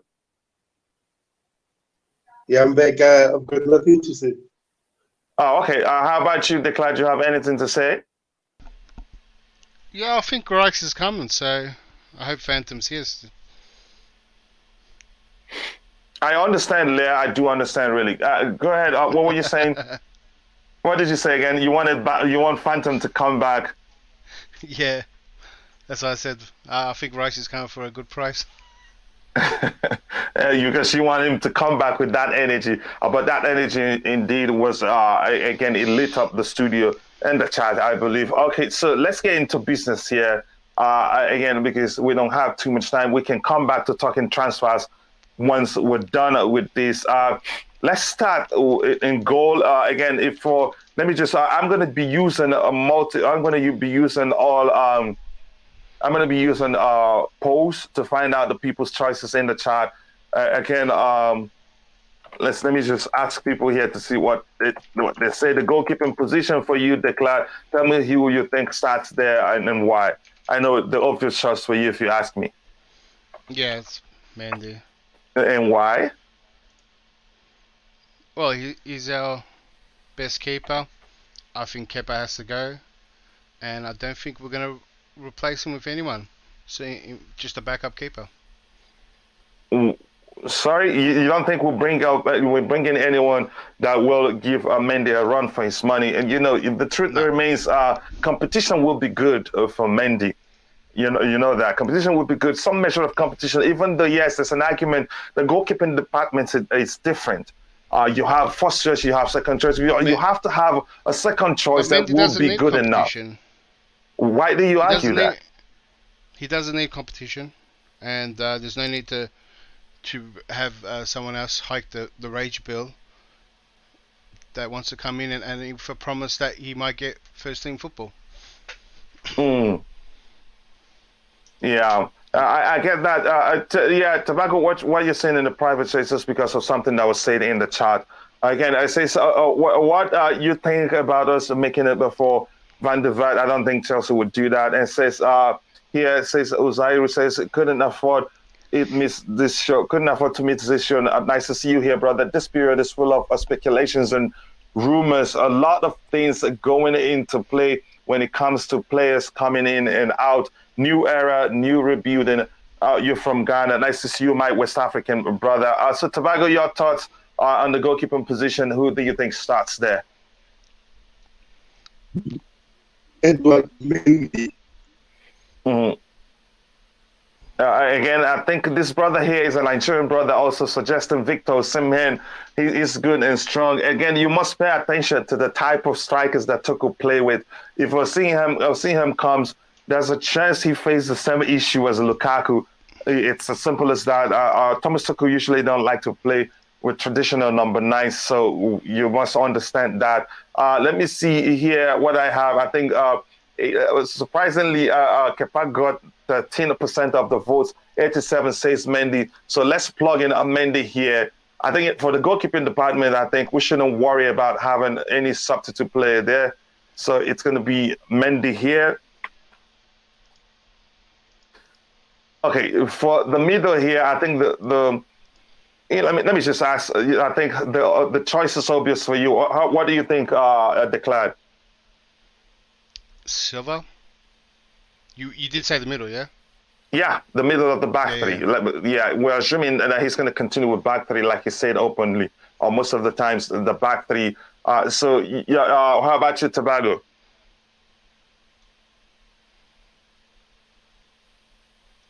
It looks like we've lost Tobago. If you're in the chat, let us know which of the players would you prefer to lead the back line. I think the choice is obvious, yeah, but they can only pay him £80,000 salary better. Yeah, we can pay him better, but will he fit the way we played? The answer is absolutely no, I don't think so. The Nations League was introduced to end pointless friendlies. It has European Championship slots. But then again, I think it stresses people even more than friendlies does, if you ask me. Again, that's my argument. Mendy for the goalkeeping position, I think we can agree. Silva here, I think it hasn't gotten to where we have two choices to give people to choose from. So let's go for Silva here. That's an obvious choice. As long as he's fit, I think he leads the back line again. To the right-hand side, that's where I'm going to ask a question. We have Chalobah and potentially, possibly, what's his name? Jules Kunde. So, Declan, you make a choice and tell me why. Kunde, I think is very likely to happen, and I think that's probably might be his best spot. And if it happens, who do you think starts? You think he starts? Why? You haven't told us why you think he starts over Chalobah. Well, I mean, Chalobah's still a little young. He's younger as well, but I think. How old? How younger? I think they're pretty much the same age. Yeah? They're pretty much the same age. Okay. I thought there was about 1 or 2 difference. No, let me. Yeah. Let's be clear here. Tobago, how old is Kunde?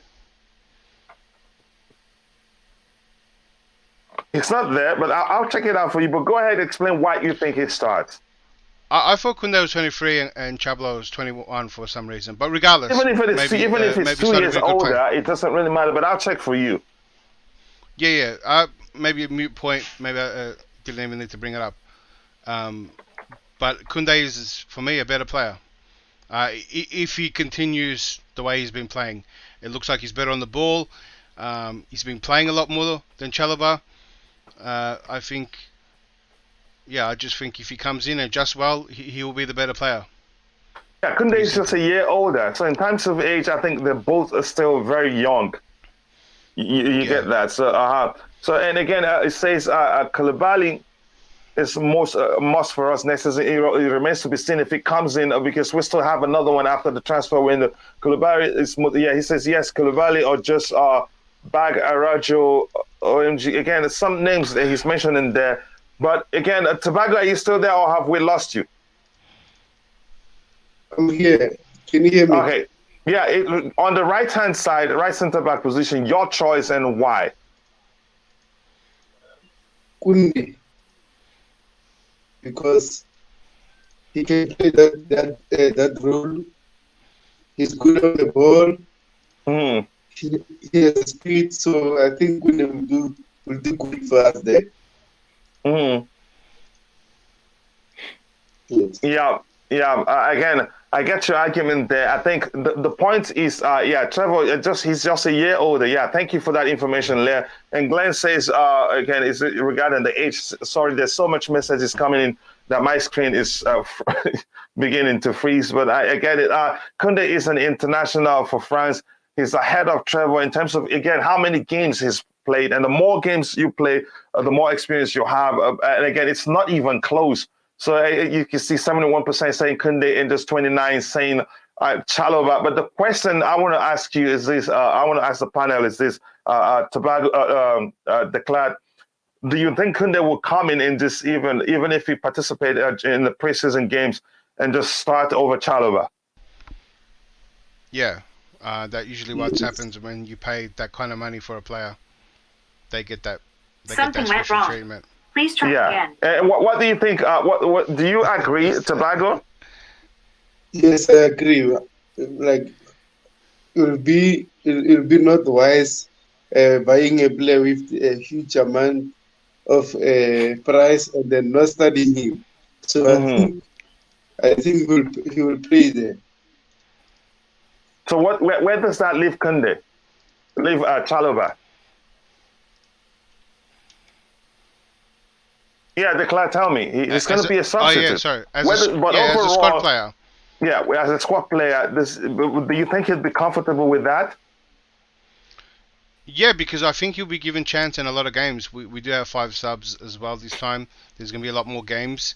And he has actually moved up in the pecking order with who has gone out.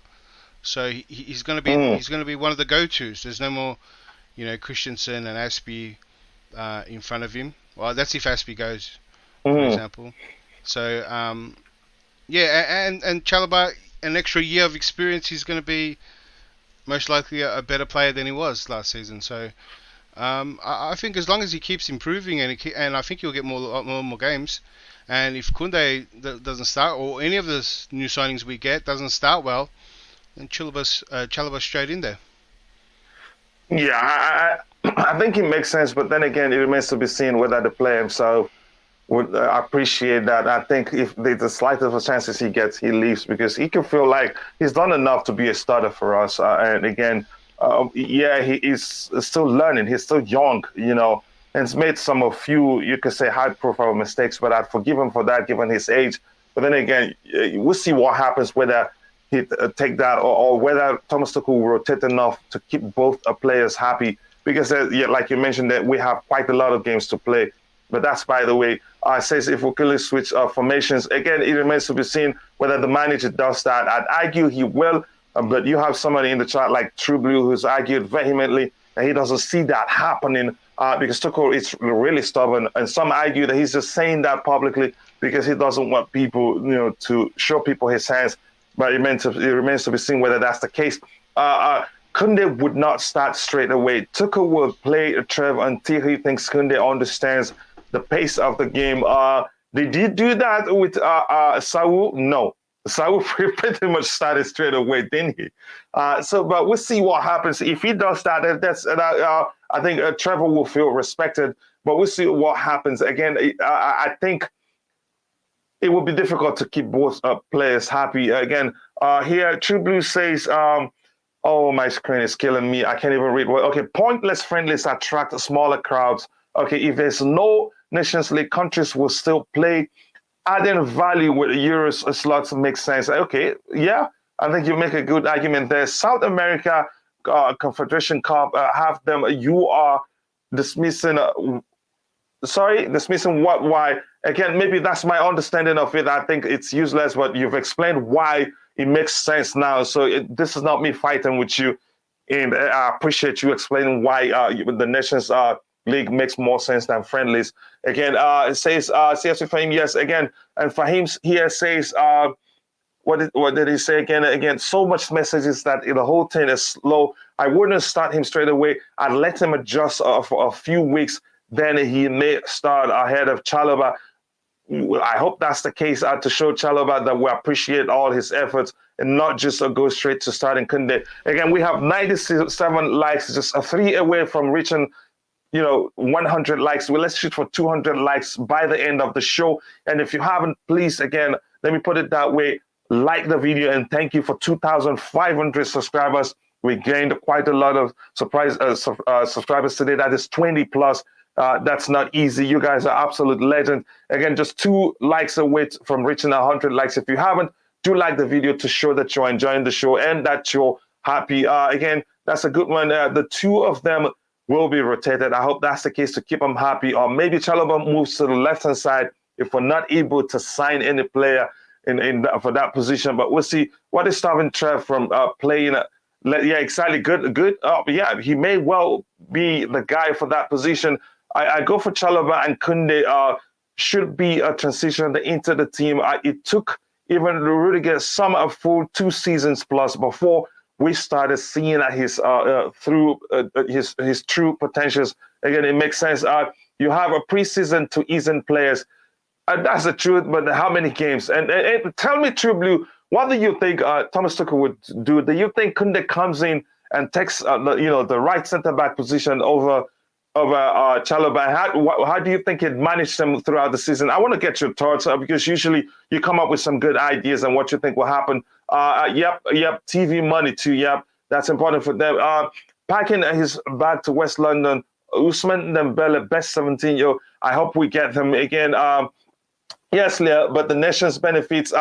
What is Chelsea doing signing Dembele, Rafinha, Lewandowski, Nkunku, Kounde, Koulibally? They're all not cost. I'm not sure will cost more than 200 million, which means all you see are just speculations. Nobody's sure what the budget really is. When do we see the 22-23 season schedule?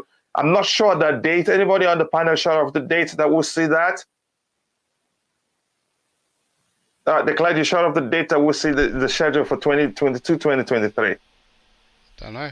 Not sure. Yeah, there's no certain date for it, but again, we'll see it very soon. Then let me just press it down. Dembele is one step away. We'll be hearing that all day. And now Matt has joined us saying that. I hope it happens so that we can get it done and call it one off. But I'm concerned that we haven't brought in any defensive reinforcement. It's not, complete the signing, let alone let it be that all that is left is the announcement. And again, go check out Zivoli YouTube channel, great content, and make sure to subscribe to his channel. Again, see Barkley, Timo Ziyech, sell, so to speak. We'll see what happens. Barkley will probably leave. Ziyech, it's easy for him to leave, but it remains to be seen whether the club will let him go. If we don't get any replacement, I don't think the club would be willing to let him go. Declan, your thoughts on that? Sorry, I missed the player.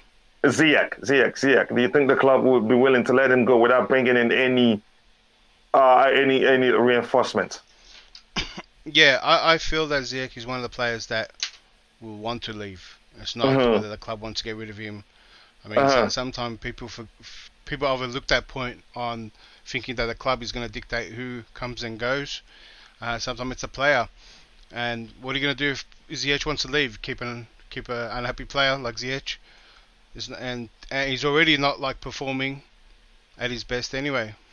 And he's not getting the games already. So Ziyech, if he wants to leave, I think it's an easy one to get rid of too. Not high wages. It'll be good to keep him. Actually, it's probably not good to keep him. I don't think he fits the system, to be honest. I'd rather have some other player or even academy player get a run, because Ziyech is very rigid. You can only play in one way we play, and only play in a certain way. So you have to change it all. Where I disagree with you is that Ziyech is very rigid. I don't think he's very rigid. Again, we see him in a different lights. Again, I think he would have been a better player for us had Thomas Tuchel paid attention to how, I don't think he understands the player very well. Again, that's me. He has his own idea of how he wants football to be played. Does he not understand the system well, Ziyech? Again, that may well be the case. But it's not like you said. That's what I'm you getting said at. Again, you said he's way too rigid for you. Yes, because he can only play on a certain side in a certain way in a certain space. He can only play a certain role, basically. He's not very versatile, and when he comes into the system that really doesn't play wide wingers, which he's used to. But he also showed at Ajax he played through the middle, so I thought maybe he could do a job. He's shown that he struggles in that middle role or up free. So he was tested as a wing back. He was tested, and then Tuchel had to do like invert wingers. So the wing backs actually came into his position, and he got to go out wide, and that was Tuchel just making it easier for him, trying to adjust.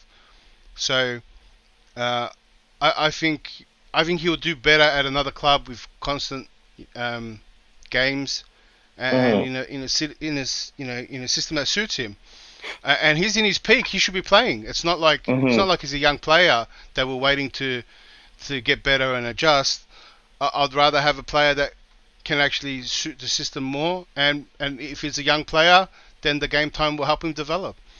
So I'd rather have someone like that sitting on the bench than Ziyech, who probably is getting more demoralised the more he sits there. Yeah, and it's been 2 seasons as well. Yeah. Let me quickly catch up here because you have quite a lot of comments there to catch up with. Max is asking why slow mode. It has to be in slow mode because there's quite a lot of comments, and so by then there's some 10 seconds from YouTube, to the back end here. So that helps me catch up a bit. It makes it easier for me because we don't have a studio engineer here to help me scroll through the chat. I do everything alone, so that makes it even more difficult. With the slow mode, it's easier to catch up quickly whenever I'm by. Hey, bro, can you answer what is Chelsea doing to sign players fast, bro? Again, they're probably doing a business under the radar, and we get to hear about it once a signing that they complete the process of signing a player. Again, Chelsea like to do their business under the radar. The provisional fixtures are scheduled to be released on Wednesday, 15th of June, 2022. Thank you very much for that information. I appreciate that. He says, again, too many, I can't even see that, too many comments in Coachila, unable to get to all of them. That is just the truth until we manage to get a studio engineer, and we'll walk into a start, and that will happen as soon as possible. Thank you there, Queen of the House. So, two facts, it says saying players, it says windows not open, players are on international duty. How can you talk to players? And another argument True Blue made yesterday is that he wouldn't risk signing a player who is on international duty and then breaks a leg and come back, breaks a leg and comes back. You have no option than to take that player because you've signed an agreement. So you'd be cautious on how you spend money on players that are on international duty. Again, there's so many messages it has. The whole thing is slow. I cannot even catch up. Was on the left when he played that long a crossfield pass. Again, my goodness, this is so freaking slow. So sorry about that. And it's affecting how, I read your stuff. It says 5 different players want to play in Werner's preferred spots. Everyone seems to have the same natural position. Yep, again, says greetings to you. I hope that's what you're saying. So I'm not sure whether you're cussing at us and I'm saying hello to you. But again, I understand you're probably saying hello. So Declan, let's go to the left-hand side here. It's a difficult one now. We don't have a replacement for Rudiger yet, and there's no clarity on what player the club is looking at. Who do you think? We understand Koulibally is capable of starting there. But what do you think? The player I want to see there is I'm be butchering this guy's name all the time, but it's Gravela. Cucurella? Gravali? No, the one from Leipzig. Oh, Gavidio? Gravadiol. Yeah, I'm not sure that's how you pronounce his name, but are we really looking at? Are we I've looking been at him? butchering it every time I say it. And the spelling Someone is told me difficult. I how don't it blame was. you. Yeah, someone told me how it was, and then I forgot to. So I got a bad habit. Are we of really looking at pronouncing his him? name. Well, we were linked with him. I like him. He's like he's like a really tall, like a big fullback, which kind of like Ivanovic to me was a big fullback. Do you know what I mean? And that player can play centre back, but he's actually a fullback for Leipzig. So, and he's 20 years old, and what he's been doing, he's so versatile. I'm pretty sure he's a left footer too. That's why he plays left back. And yeah, I'll check that for you. So, what other player do we offer from? Do we have there? But go ahead, say what you're saying. Yeah, so his physicality, speed, and that is kind of like in the mold of why Rudiger excelled in that role, and the left and right centre backs why they do, and it's probably the same. It's the perfect characteristics that you need, and what he's doing for his age is really well too. For 20 years old, he's going to be potentially a really good player as well. So, and his versatility can also make him probably play the wing back as well if need be. I think you're gonna get value out of a player like that with his versatility. He's young, he's big, and I think he can really get into Tuchel's style, and he's good on the ball too. And like just watching him for the manner I did watch him, he looks for 20-year-old he looks really good. And again, I think he's a winner too. I think he comes with a winning mentality, if you want to phrase it that way, because he's won a few trophies. Again, he's naturally left-footed, which is good. He fits in that position very well because we were quite lucky. I still can't believe how Antonio Rudiger was able to execute that role very well, even though he's primarily right-footed. You know, that's surprising to me. One thing understood here, our team had done sublime to win the Champions League. Now it's time to build his future squad for years to come. You could argue that. I says, how are you doing, Jusviola? How are you doing? Hey, Solomon, nice to see you here. He's saying hello to the queen of the house. Good, Solomon, how are you? I says, my team, Nkunku, Koulibally, Silva.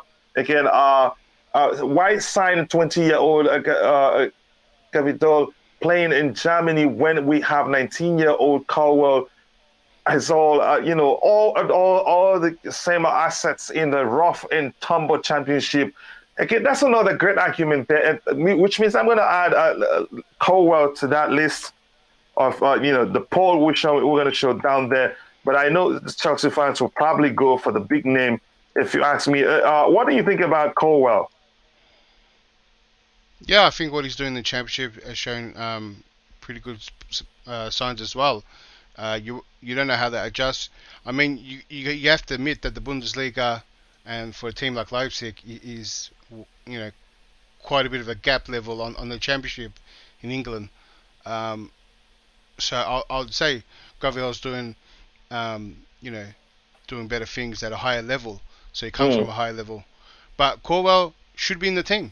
Like I said, people got to take into account that the World Cup is going to be a very weird year. We have a World Cup in the mid-season, so players are meant to squeeze all these games in, then go to a World Cup, and then come back and finish the season.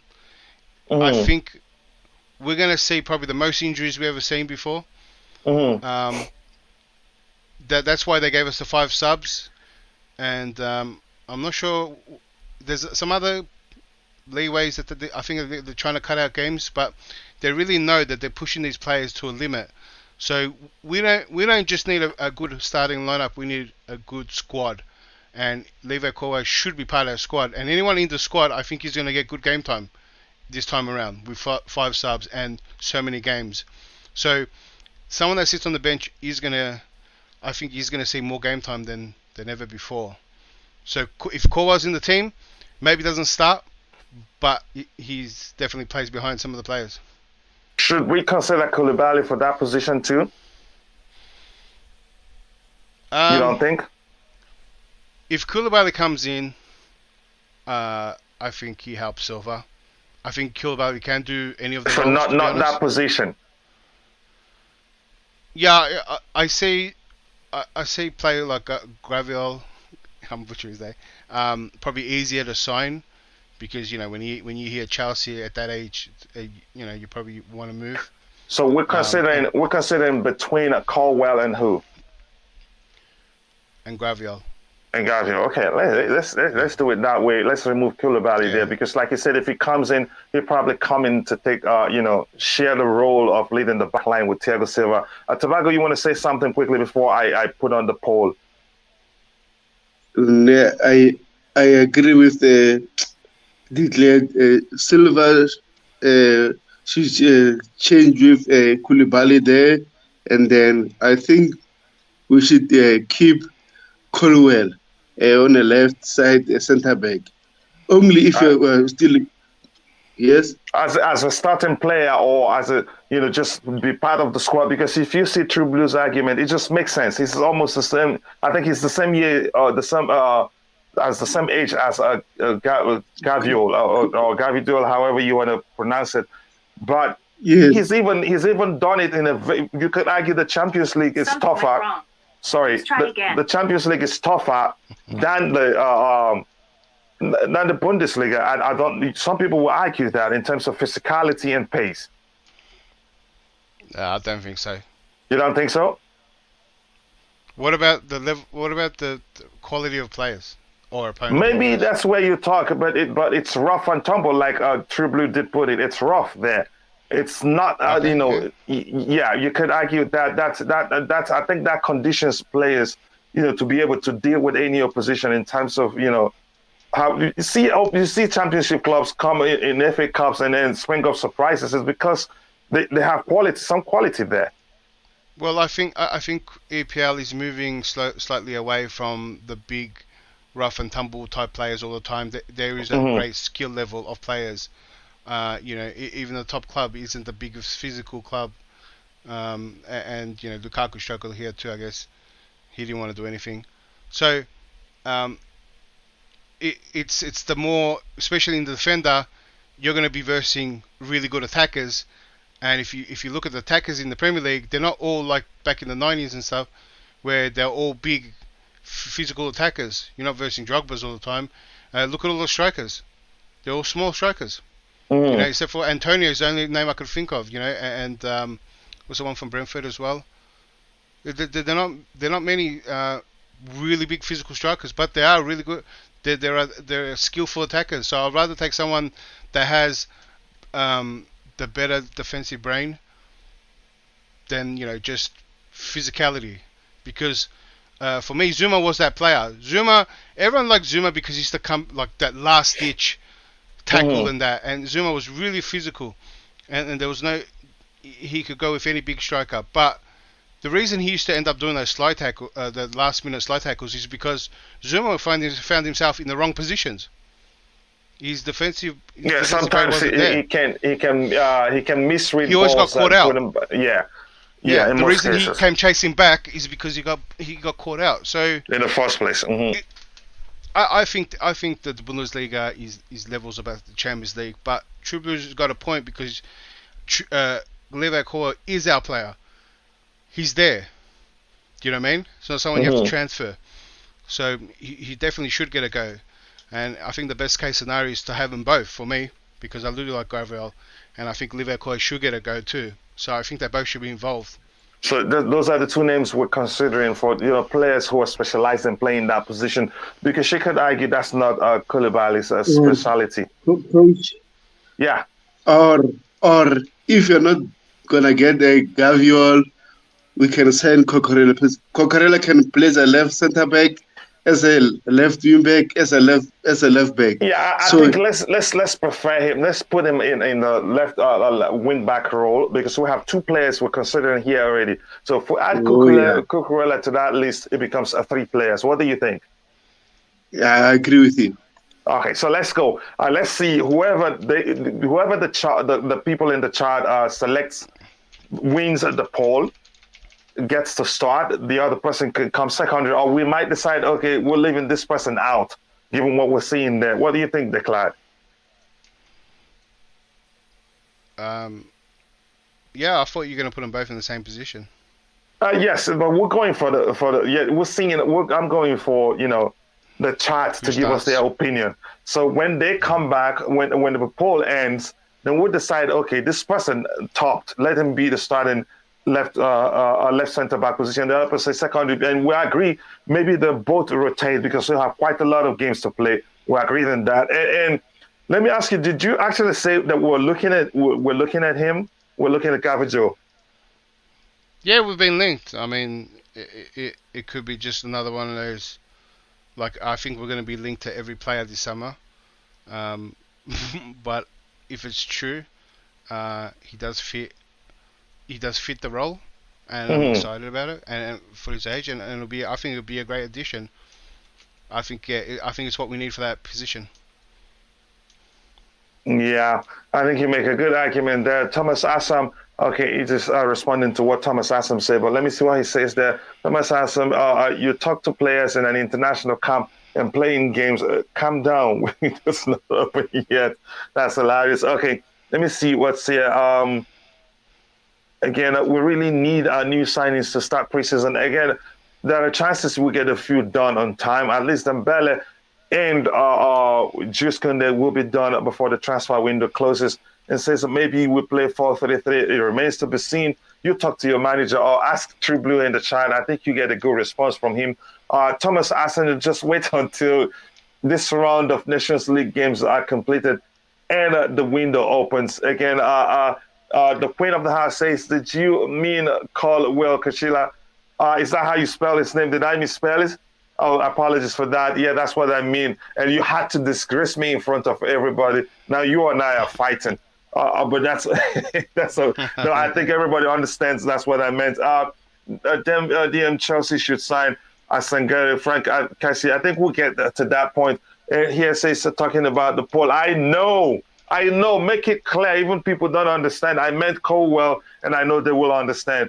But here now, I think the poll is done. It's 70 to 30, and I guess you know where that went. So it's Gavidol. I haven't spelled the most difficult name now and missed spelling Colwell's name. So it's spelled G-A, I think that's it, R-D-I-O-L. And then we can put, what's his name there? Colwell as a substitute there, which means that it just means they will be rotating. That doesn't really mean he takes his place. Am I correct now, Declan, please? So don't disgrace me in public. That's it, right?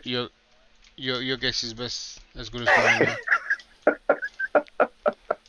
Okay, yes, that's it for the. We have the goalkeeper Mendy Silva here, and if anybody, I think should we add a substitute to that one there?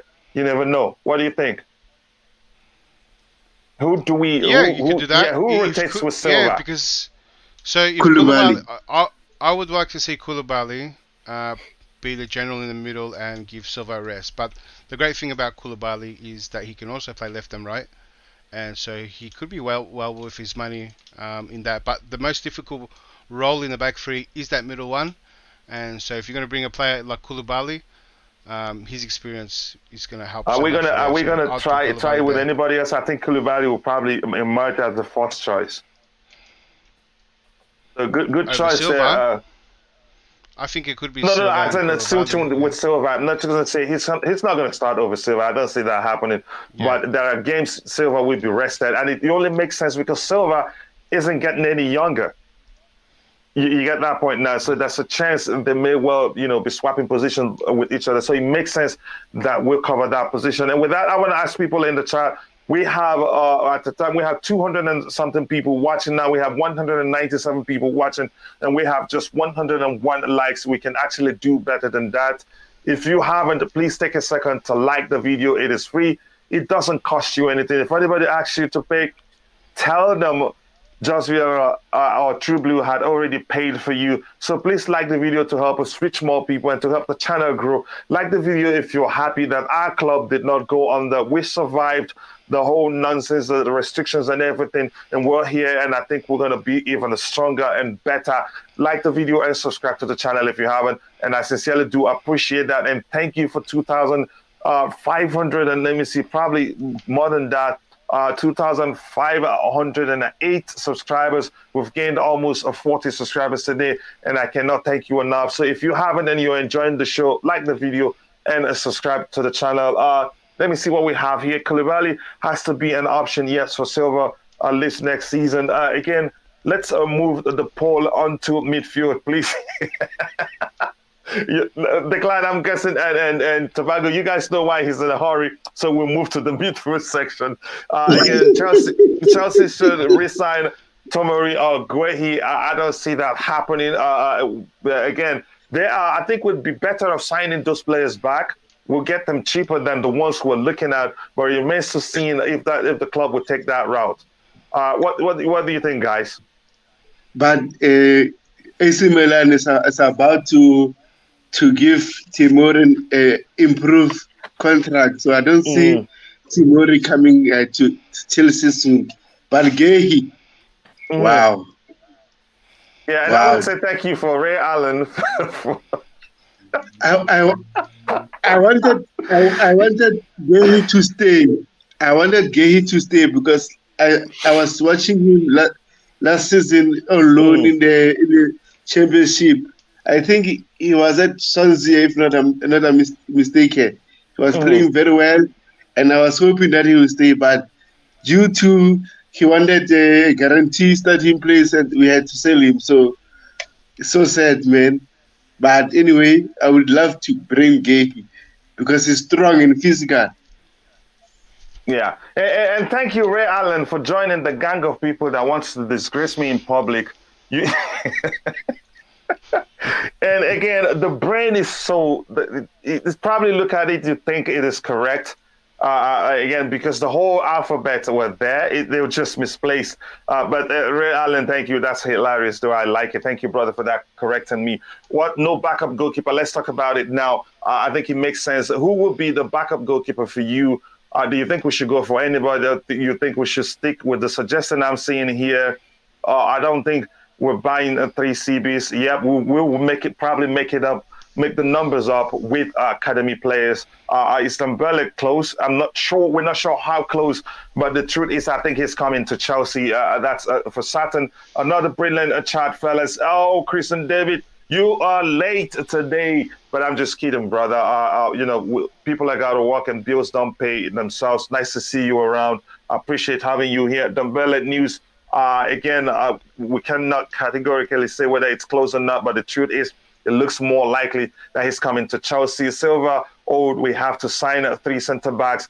Yeah, that's why, one of not 3 exactly. We don't have to sign 3 necessarily. Nathan Baxter, backup goalkeeper, free, low salary. I think that makes sense. But True Blue, let me know, do you think he will be able to guard the sticks for us in the Premier League comfortably? I want to get your thoughts, Tobago, before I go to Declan on the decision to add Nathan Baxter as the backup goalkeeper and not sign anybody else.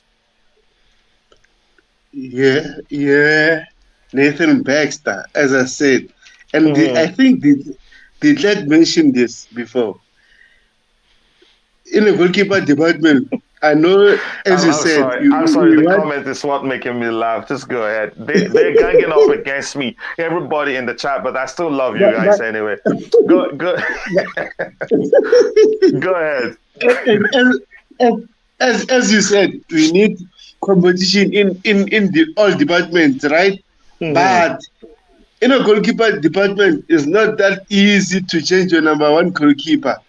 So due to balancing our wage structure and everything, we need at least to bring a Nathan Baxter or a young goalkeeper that will learn from Mendy, and then he will know his role, that he won't play every time, but he will play league games, cup games, and then league games only if Mendy is injured. So I think if you're going to balance our book, Nathan Baxter will be perfect for us. But that's my suggestion. We will see in the future.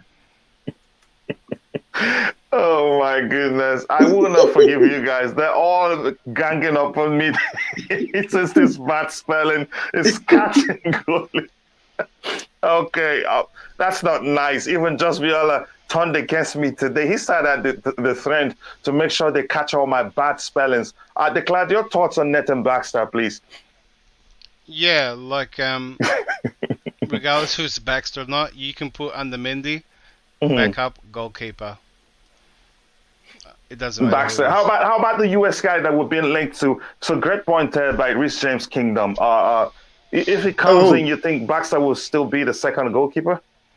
Apparently, Real Madrid is about to sign him. Okay, so let's just go with our own. Let's go with one of us, which is Nathan. Again, I don't want to misspell anything again before it's on CNN. The show host. I think I got this one right. Nathan Baxter. I got that one right. You guys can, eat that one. Yeah, I won't make any other mistake again. Sorry, what is it saying? They say Chelsea have opened the communications with Ousmane Dembele's camp through unofficial channel. Nothing has been agreed yet, but Thomas Tuchel really wants him. Oh, so that makes sense now. Again, that's another thing. That's why we've been saying here it's all speculations. So some people are saying we haven't even spoken to his camp, and look at what he's bringing to us now. So that makes perfect sense, and I sincerely do appreciate that. Is this another Chalobah is right centre back or right back, not left side? No, we don't have Chalobah on the left side. We have him on the right centre back position. So Leah, you didn't get me there. I got you on this one, okay? Did he get me declared? Is he correct? They're really trying to get you. That's what they're really doing. You better be careful, coach. That's what I'm saying. You're under the microscope now. Yeah, they're really after me now. Leah, you missed that one, okay? You might have a bad spelling, but your sense of humor is quite good. It is not easy to do that. Much work alone. The good work. Oh, thank you very much. I appreciate that. Alabwe Emmanuel. And Alabwe, can you tell me where you're joining us from? Alabwe sounds, I'm going to say, sounds like Nigerian name. So if you're my brother, but wherever you're from, you're still my brother. But that makes sense. Says Chalobah is better at LCB. I don't agree.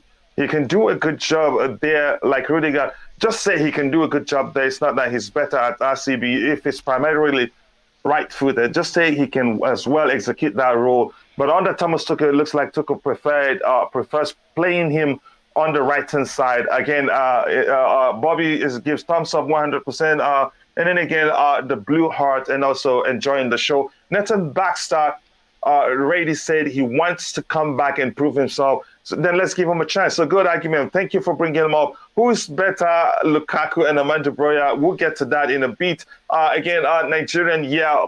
Nice to see you, my Niger brother. Kugbadu, Ekaro, Dalo, Yakake, if you're Hausa, I can speak multiple Nigerian languages. So proud to see you here, my brother. I was answering someone else in the chat. Your position in okay on Trev. Okay, thank you very much. I thought maybe you're one of those who's against. Oh, you made the mistake too. So I got you on that one. But that's by the way. So I've got you there, coach. You got this. Thank you, brother. I love you. Now where do we start? Midfield or the wing backs? Where do we go next? Left to right. Wait, you started on Kounde, yeah? So start from right to left. So we go from this guy here. Okay, let me. I gotta put up from right side. From here to left, right? Okay, yeah, we know the king starts. The king starts. So yes, who's gonna be the option for King James? So we're gonna find options. We're gonna ask the chat. Do we have academy players that will come back and also fulfill that position? So we add them. We add the player to the poll. Yeah, I think we actually might need someone. I mean, the suggestion that Kounde might be able to do that role. I'm not sure about that, but maybe we actually need Yeah, someone. but since Kunde, we're bringing in Kunde for the right centre back position. We need, a specialized player in that position. If it's not James, who will it be? I think we're gonna go for someone. If let's say, So you know, I mean, there's you gotta take everything with a grain of salt. But if we were genuinely in for Perisic, then maybe we are after a backup wing back. Yeah, that's what about Sergio Dest. he's an option, but we have to have Yeah. two options to choose from. Who is it going to be? We're not sure. We're signing him. Do we have any academy Hakimi. player that can play there? Put Hakimi in there. You see, Do we have an Hakimi is academy never- player playing the right? Hakimi is never coming to us. If you're in the chat, let us know. Do we have any academy player that can play in that position? And again, we Sterling. know. And again, I think Someone said this- Dijon Sterling, Ray Allen. Sterling, I'm not sure. Yeah. Dujan Did Sterling Sterling. play left in the preseason, or am I tripping? No, he's a right. He plays at a right. Played right? Well, then you'd have a Yes. good shout then, if it's Sterling. Because I Dujan think Sterling. Okay, Ster- how about this Sterling suggestion? did here? all right in Ruben the preseason as Loftus-Cheek well. could often fill in that role, but that's Ruben when Ster- it took. That's he's when not a Thomas right wing Tuchel. back. Yeah, that's when That Thomas was Tuchel the approach um, was different. that was just a makeshift, like a band-aid. No, it Because everyone wasn't was really, uninterested. but the application was different on that day. Didn't you see that? He operated so the mainly. application. So Mhm. to adjust for Loftus-Cheek, right? He played the wing back, but instead of going up and down, he went up and then into the midfield. Then instead of Mason Mount coming back to the midfield, Mason Mount went from middle to right. That was the difference. That was to try keep the system flowing as it is, with people in certain positions. That was the adjustment, but that makes it worse, I think. I mean, that didn't. If that was the evolution of the squad, then like Man City's fullbacks come in and tuck in the midfield. Then if Tuchel saw that as the better option, then he'll have both wing backs coming in and tucking in, and then have the attackers not come back like Mason Mount and stuff like that. So we if should you saw that just as do. So we should just Yeah. do Dujan Sterling and Dest. yeah. Okay, let's see. Let's ask the chat. And again, here's one hilarious comment here. Ruben Loftus-Cheek will be the backup goalkeeper instead of Baxter next season. That's a chance that happens because there's hardly a place that Thomas Tuchel hasn't played him. He's played him as number 9. He hasn't played him as the only played him place as he hasn't centre-back. played him is his preferred position. Yeah, he's played as centre back, right wing back. One of the two sixes. The only place he hasn't played him is his preferred position. So probably he has to fulfill the goalkeeping role before he gets to play in his preferred position. Let's see what the chart says about Dest or And Dujan it's Sterling. Sorry? And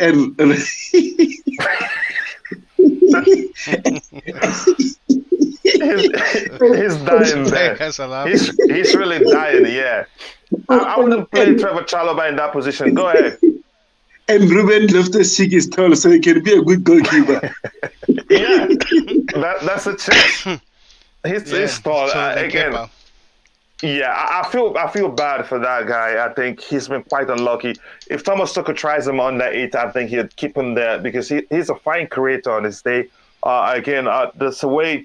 He's not one of those that's in a rush to put the ball. He draws defenders to him, isolate the goalkeeper and the player he wants to pass the ball to, and in the very last minute, the moment he passes the ball, it will always be the player and the goalkeeper. He's that good. And see how he picked out Mount when he played in that right wing back position. Mount was in the middle. Usually, other players in our team will go backwards or go sideways, but he picked him with a lobbed pass. That shows you how he's a very intelligent player. And then again, I think we're going for Dujan Sterling. I think he will execute that role quite well, like people have suggested. Again, my screen is starting to froze again. I can't, go through this quickly. Again, it says Ruben is our utility player, so that's why he's been staying. I guess I think he stays too. There's a chance he gets the opportunity to play in the number 8 role. Or I'd actually like to see him in the right wing back position provided the application is just as the same as the one we saw against Southampton, then he'd be brilliant for us. But you must make a good provision in the 260s area, because he's not he's track back, that he doesn't track back that well, and he gets tired before the 70th minute is already out in the game. I don't know if that's lack of fitness or what. I would like to see Dusan Sterling given a chance, but I really think Dest could be coming for the reason he can play both sides and shut ourselves in America. Yep, business. We have to get used to that, whether we like it or not. Would come this season. Let's see what happens. If it doesn't come, then maybe Chalobah goes to that area. I hope to see you in front of Chelsea next season, and Nkunku, Werner, and Ousmane Dembele. Let's see what happens. Dusan needs a Premier League loan, so may well not be the choice there. Again, I think, let me see. I think that makes sense from Tribune. I personally would have Sterling. Dest would want to start. Yeah, that's the truth. But like they've argued, we have quite a lot of games to play, so there's a chance they rotate there. So let me wait a bit. It's 50-50 now, but it's the truth remains the poll shows 50-50, 50% for Dusan Sterling, and 50% for Dest. But I think I'm leaning towards this suggestion here. Dusan Sterling may well, get a Premier League loan for one season there before he comes back and joins the first team. Gilmour should start. We'll get to that. We'll talk about that. And here says, again, your thoughts about the loan suggestion. Declan, can you hear me? Oh, sorry. You didn't say anyone's name, so I wasn't sure who you were addressing. Your thoughts on the True Blue suggestion for Dusan Sterling to, get a Premier League loan at least? Yeah, so Sterling, I remember, had a good pre-season. I thought he was going to be like the rest of them, maybe sold. Mm-hmm.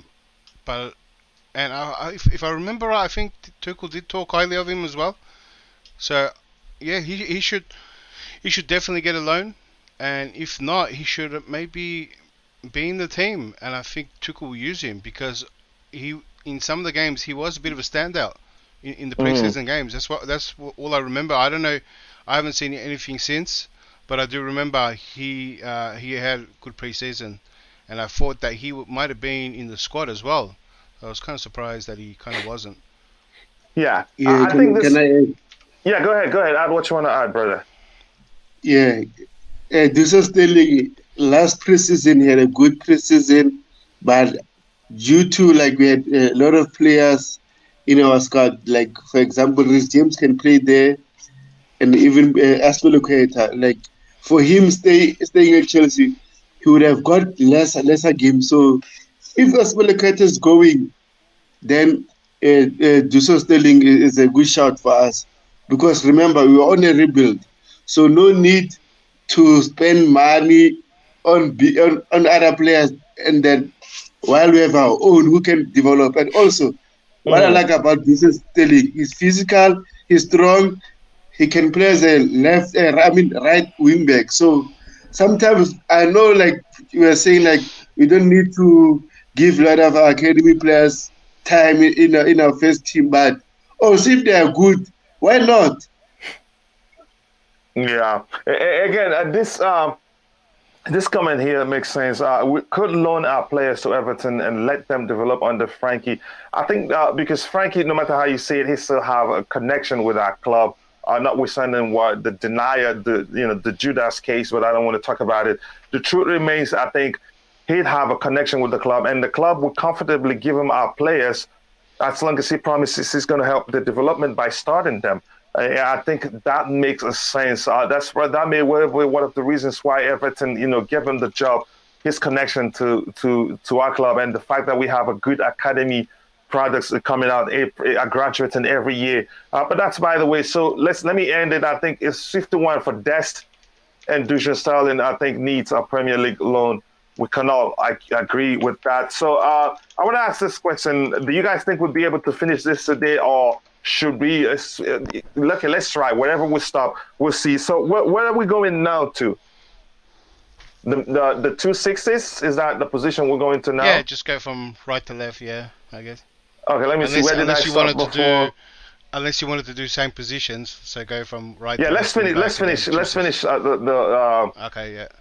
Yeah, let's finish the flanks again. Then we go into that. Again, have I read this? Conor Gallagher will play in the 2 6s. I compete. We'll talk about that in a bit. But I don't think Conor Gallagher is a 6. Playing him there will be a waste. I think Ten Hag will have something to say about that. About what are they talking about? We'll see.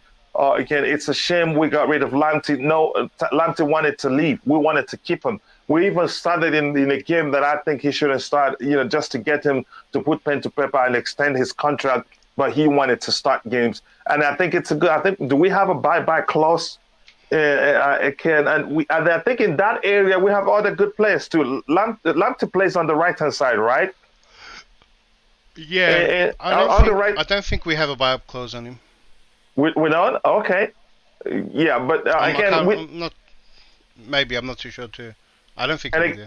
Yeah, and again, we have some competition, some good players in that right-hand side position, because we still have, what's his name?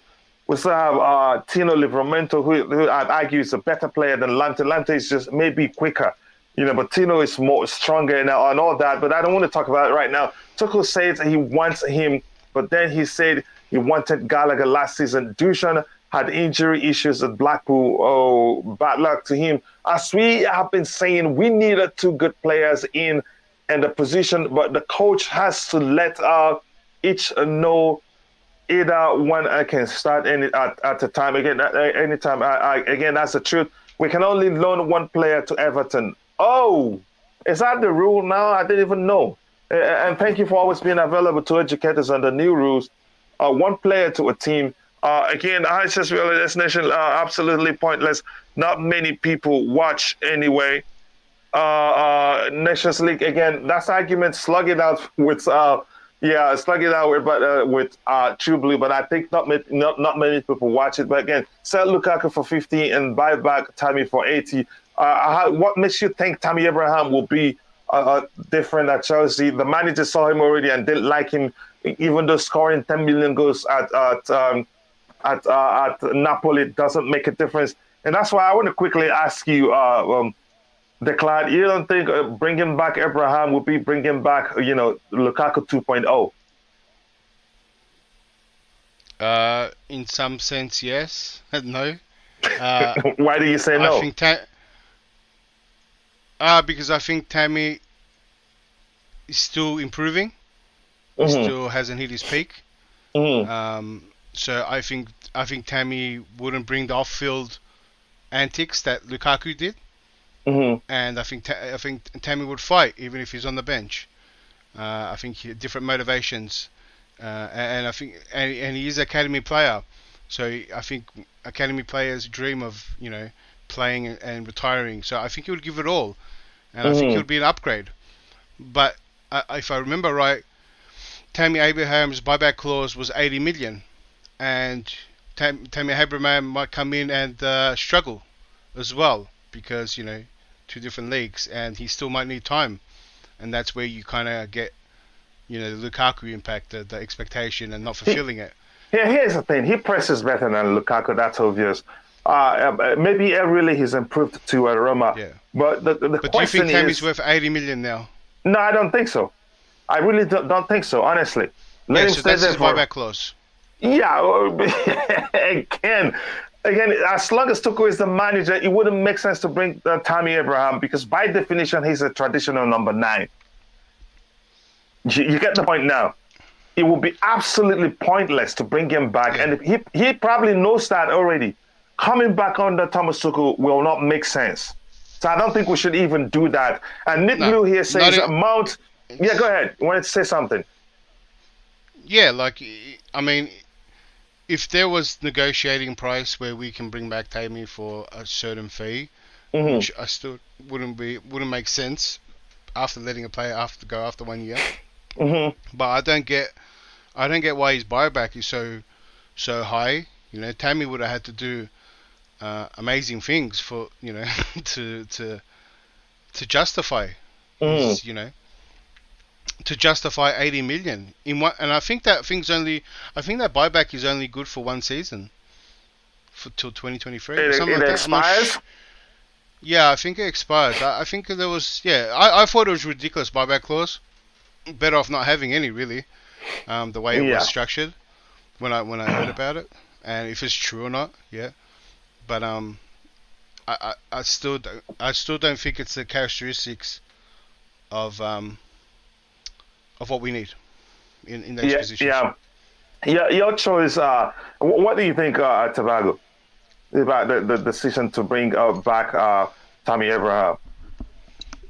No, Tammy, I think we should let him develop for another season, and then if we didn't sign a striker this summer, then I think we should bring him back. But anyway, it depends on Tuchel. If Tuchel wants him back, I'll support my coach. But I don't think it's wise to buy Tammy now. It wouldn't make sense. It wouldn't make sense in any way. And I don't think Tuchel would want him back either. I think we sold him. We've made a sizable gain from selling him. Again, good luck to him. Let him stay where he's doing quite well. And I want to say again to the people in the chat, thank you for 129 likes. And also thank you for 2,516 likes. So we've gone beyond we're approaching almost 60 new subscribers today. Again, that's you guys are absolute legend. I cannot thank you enough. So with that opportunity, I want to say, if you haven't, please do like the video and also subscribe to the channel if you haven't. That goes a long way for us. Thank you very much for that. Nick Blue here says Mount has to fight for his place like every other player. That's the truth. But I know you're saying that because Gallagher is coming back, and you've always argued that Gallagher should replace him. Correct me if I'm wrong. But there's a chance both of them start the same time in a game. We'll see, or they rotate for each other, but we'll talk about that. The left wing back buyback we have in place for Tino. Is it right wing back for Tino? Is 10 million, I think. Sorry, that's me always pressing my iPad and I press it and it thinks I'm talking to her. Siri thinks I'm talking to her. The right wing back buyback we have in place for Tina Angerin. No, I don't think so. They would be bringing him back right now. Probably even I don't think Southampton would agree to that. It doesn't make sense. After all the hard work, you come and take him back for 10 million? No, I don't think so. Roma, okay, no. Let Tammy be happy where he is. We don't need him back. It will not make any sense. True Blue, Jorginho is staying. He's vital to how we move the ball from deep. And again, there's a chance Thomas Tuchel would want to keep him. Plus, we will get a backup for him next season. We'll see. We don't use the language backup here. We want to get starters. Again, Tammy has a better ball control than Lukaku. You could argue that. Yep, that's the truth. Lukaku, again, I don't want to start talking about his abilities. No buyback clause for Lamptey. Oh, okay, he's gone. So you're right. How many players Chelsea have buy? Again, none at this point. We cannot say. Yep, okay. Again, says goodies. Okay, if you like, cannot be bothered. Okay, they're talking about something else for 80 million.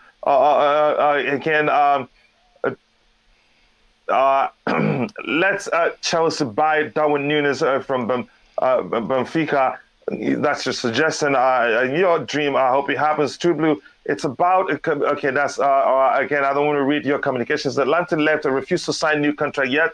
Yes, that's the truth. It was a transfer. The fee we got was a training development fee, like we paid Exeter for Ampadu, hence no buyback clause. Okay, thank you for explaining that. If timing was good, there to be clubs after him and not Chelsea, I think Italian clubs would be happy to have him, and there are Premier League clubs that would be happy to have him back. Any news on Dembele? Has he agreed to join Chelsea?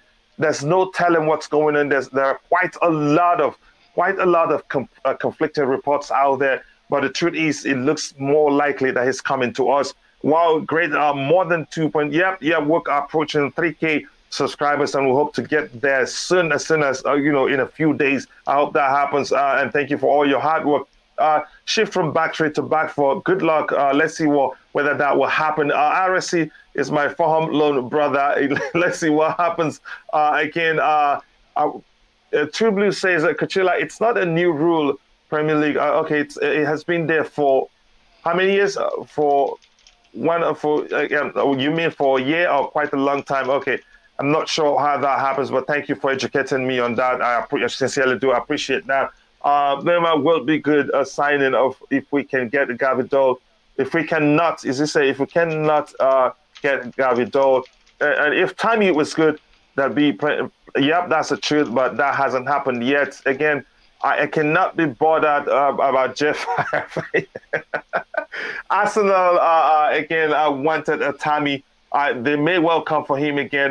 Yes, sign Gary for DM. Let's see, send him to Arsenal. Yes, send Tammy to Arsenal. I take that. So let's start the left wing back position. What do you think? Of course, we have Ben Chilwell there, right? But we have to add another player to rotate with him, right? Yes. Yeah. Okay, so who do we add there, and who do I ask the chat? We're talking about Cucurella, but it remains to be seen whether we'd be able to get him. Cucurella and who? Bastoni? That's the two players they say we're linked to. No, I actually think it might be Emerson. You think Emerson is going to come back? Because we may not want to spend too much there, right? Yeah, you're talking about someone that's playing behind Chilwell. And if Corwell stays in the team and Gabriel, I think they can almost do a job there too. But I think, was it Leon that? Yeah, it was Leon. Yeah, he went to, and I don't think I don't think they're signing him, so he's coming back anyway. So whether we sell him or loan him, I think we just keep him for that spot. So you think Emerson comes back? Yeah. Nick Bruce said man should go to Arsenal. Yeah. Chilwell. So the two options I'm going to give them there will be Emerson and who? Let's see. Let's follow the people's choices. Whoever you want. Bonasosa is we bring Bonasosa and Cucurella. We linked to Cucurella too. So let's pick the guy in the Premier League. Yeah, Cucurella did. So what do you think? Do you agree? Emerson and Cucurella, do you agree? Declan? It's quite a big money for someone that is going to play behind Chilwell. No, we're not sure who's to play. He's a starter. He's coming as a starter. If it's in better form, he gets to start. That's what that's why we do here. We usually, especially in the off. Go ahead. Yeah, but I still think Chilwell is the better player. Yeah, but Chilwell, we have Chilwell as a starter there because he starts. We're trying to pick who will he switch up the position with. So we have Emerson and Cucurella. Chilwell is a starting name. I understand that, but for someone that he has to fight for his spot and not a potential starter, I think he'll be a lot of money. When you're spending money when you're spending money on how much is this? How much is this? So how much is Cucurella's fee? Don't know. I think it'll be a good fee. I think he has links to Man City. I think it'll beat in war. I think Cucurella will be 40-50 maybe. That's not bad.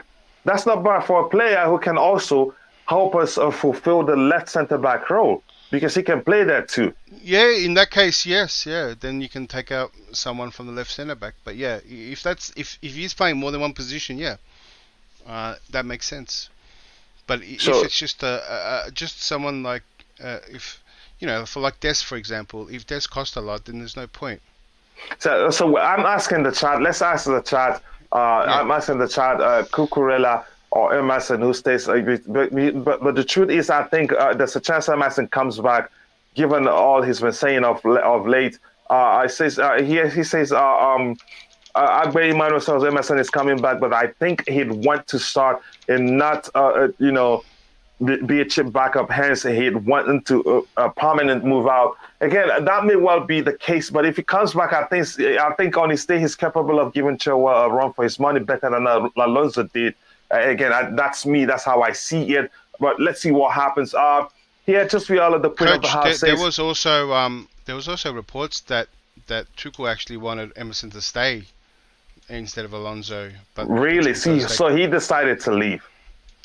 Well, they couldn't get Alonso a loan or move, so Emerson had to So it was one of them had to go. So that was what was reported. So if it's true, then Tuchel still fancies Emerson. That's why I think he will come back and be in the squad. And you know, he's actually playing behind Chilwell. Tanaga, what do you think? Sorry. I don't want to change the way you talk. Say, to be honest, I like it. Honestly, I like it. I'm not saying it wasn't a bad thing. I just said, if you didn't say to be honest, I'd ask you your ID. That was all I said. I'm not saying you should stop it. It's the way you talk. Just go ahead, please.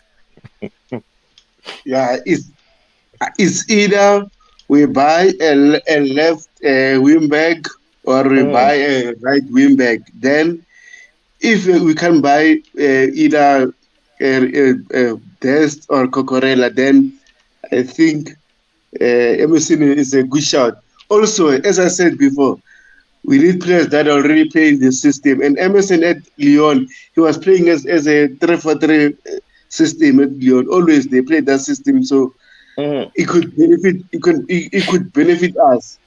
But I rather sell Emerson and buy someone else.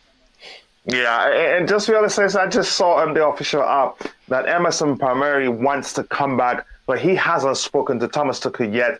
But we'll see. Let's see. We're building this best on what people think, and players will link to it. But again, we must understand that Manchester City are also after Cucurella. We want him too, but that's not. The Manchester City wants him. It's no guarantee that they get him. I know. I don't know if it was Declan that argued on the panel here. He thinks he goes to Manchester City, but we'll see what happens. If we can get him, I think he'll be a good addition to the squad. And I think the chat agrees that it is Cucurella, but let's see what happens at the end of the season. So let's add what the majority wins the vote. So it is Cucurella. Where do we go? We're going to the 2-6s now. Who stays? Who for certain stays? It's 50-50 now. Where is it? Did I miss it? Maybe it's really 50. It's 50-50. Yeah, and probably something happened as I was ending it. So it's quite interesting. Maybe we should have given. Maybe we should have given it time. So, but let's leave Cucurella there. But that's a chance. It's really Emerson. But I think Emerson wouldn't want to come back and not be guaranteed a starting place.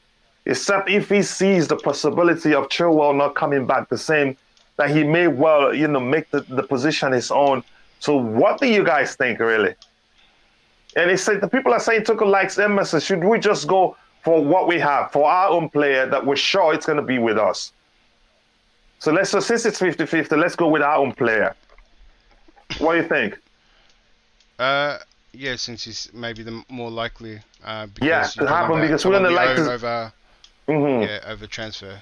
Yeah, because we're gonna like to save money in that area, so it makes sense to leave him there. We'll see what happens in the market. So the 2-6s, go ahead.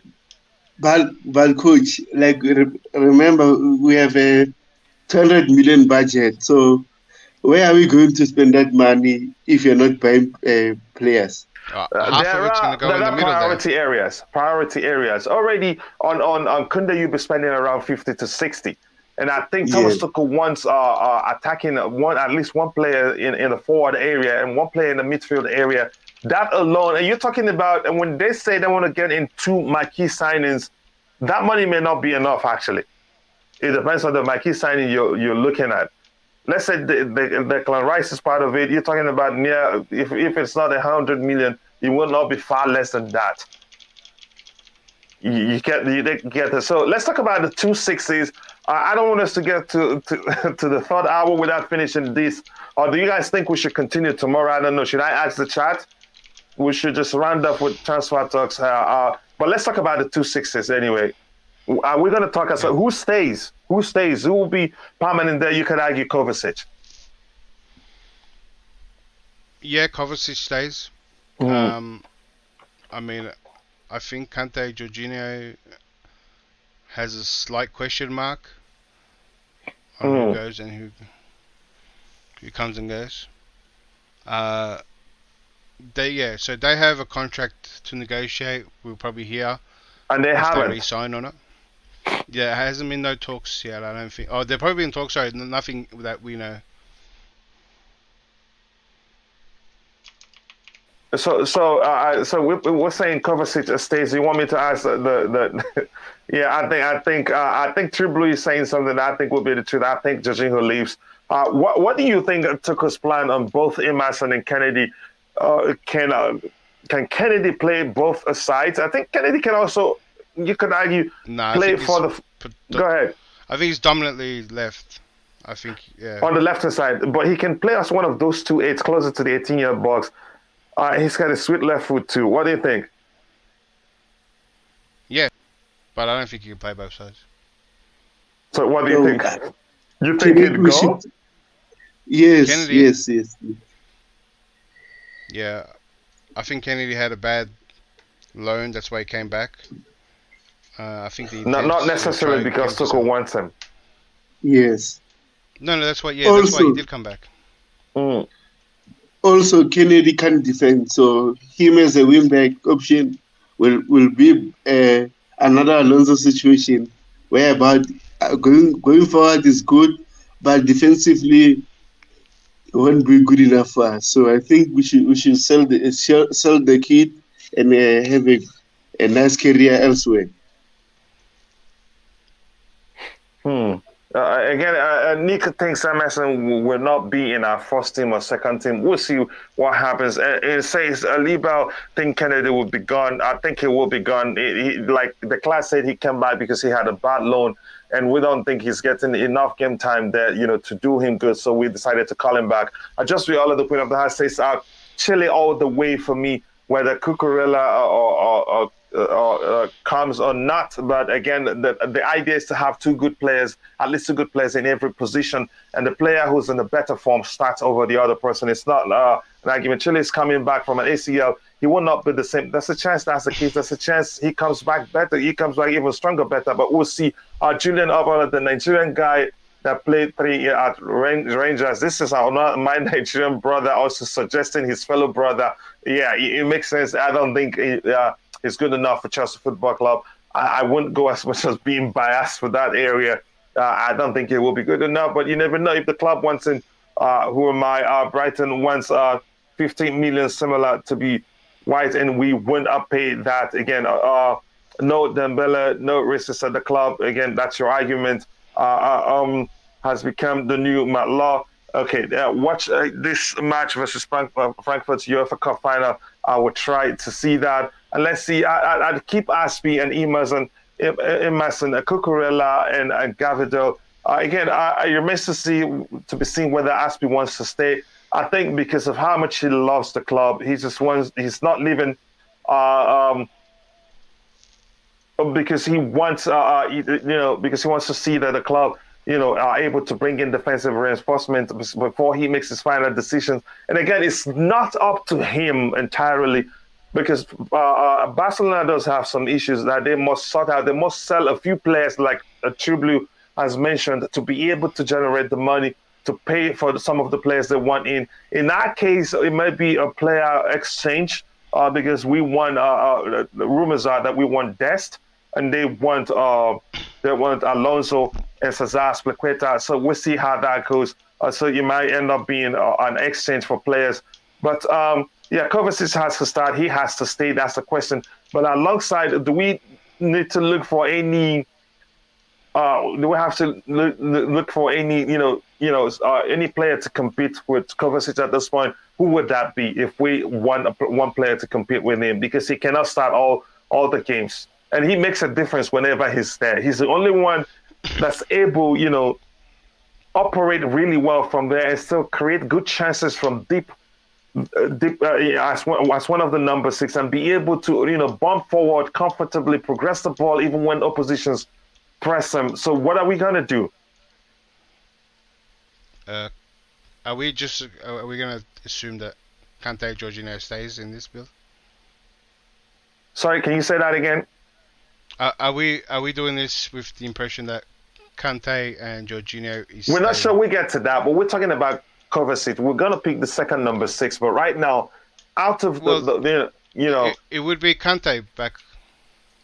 Back me, off for Kovacic? Is yeah, that what you want to do? I think that's the problem we have. That those two players do the similar role, and both of them struggled when they played together, and they struggled to do what Jorginho does. So Jorginho only makes a team on being more unique, characteristic-wise, to Kova and Kante. But I mean, if we're talking on form, Kova has been better than Kante this season. So that's why I'd say Kova and Jorginho combo. But I assume that we are getting maybe potential new midfielders. If we're talking about the 2-6s, I don't think if we're talking about the 2-6s, and people are suggesting that there's a chance that Conor Gallagher plays as one of the 6s, but I don't think he'd be able to execute that one of the role of one of the 2-6s as well as Kovacic will, because I don't think he's got the ability in terms of progressing the ball even under pressure and find dribbling out of tight spaces to say maybe he rotates with Kovacic. I don't think it makes sense at all. So what do we do there? Now, that's the question. If you're in the chat, let us know what you think it's going to happen, who competes, because we need competition for every player. Now, who is it going to be for Kovacic? Like in terms of ability to, progress the ball even when they're pressed aggressively, dribble their way out of tight spaces. I'd say if we're really looking for that, I'd say the perfect player would be Bissouma.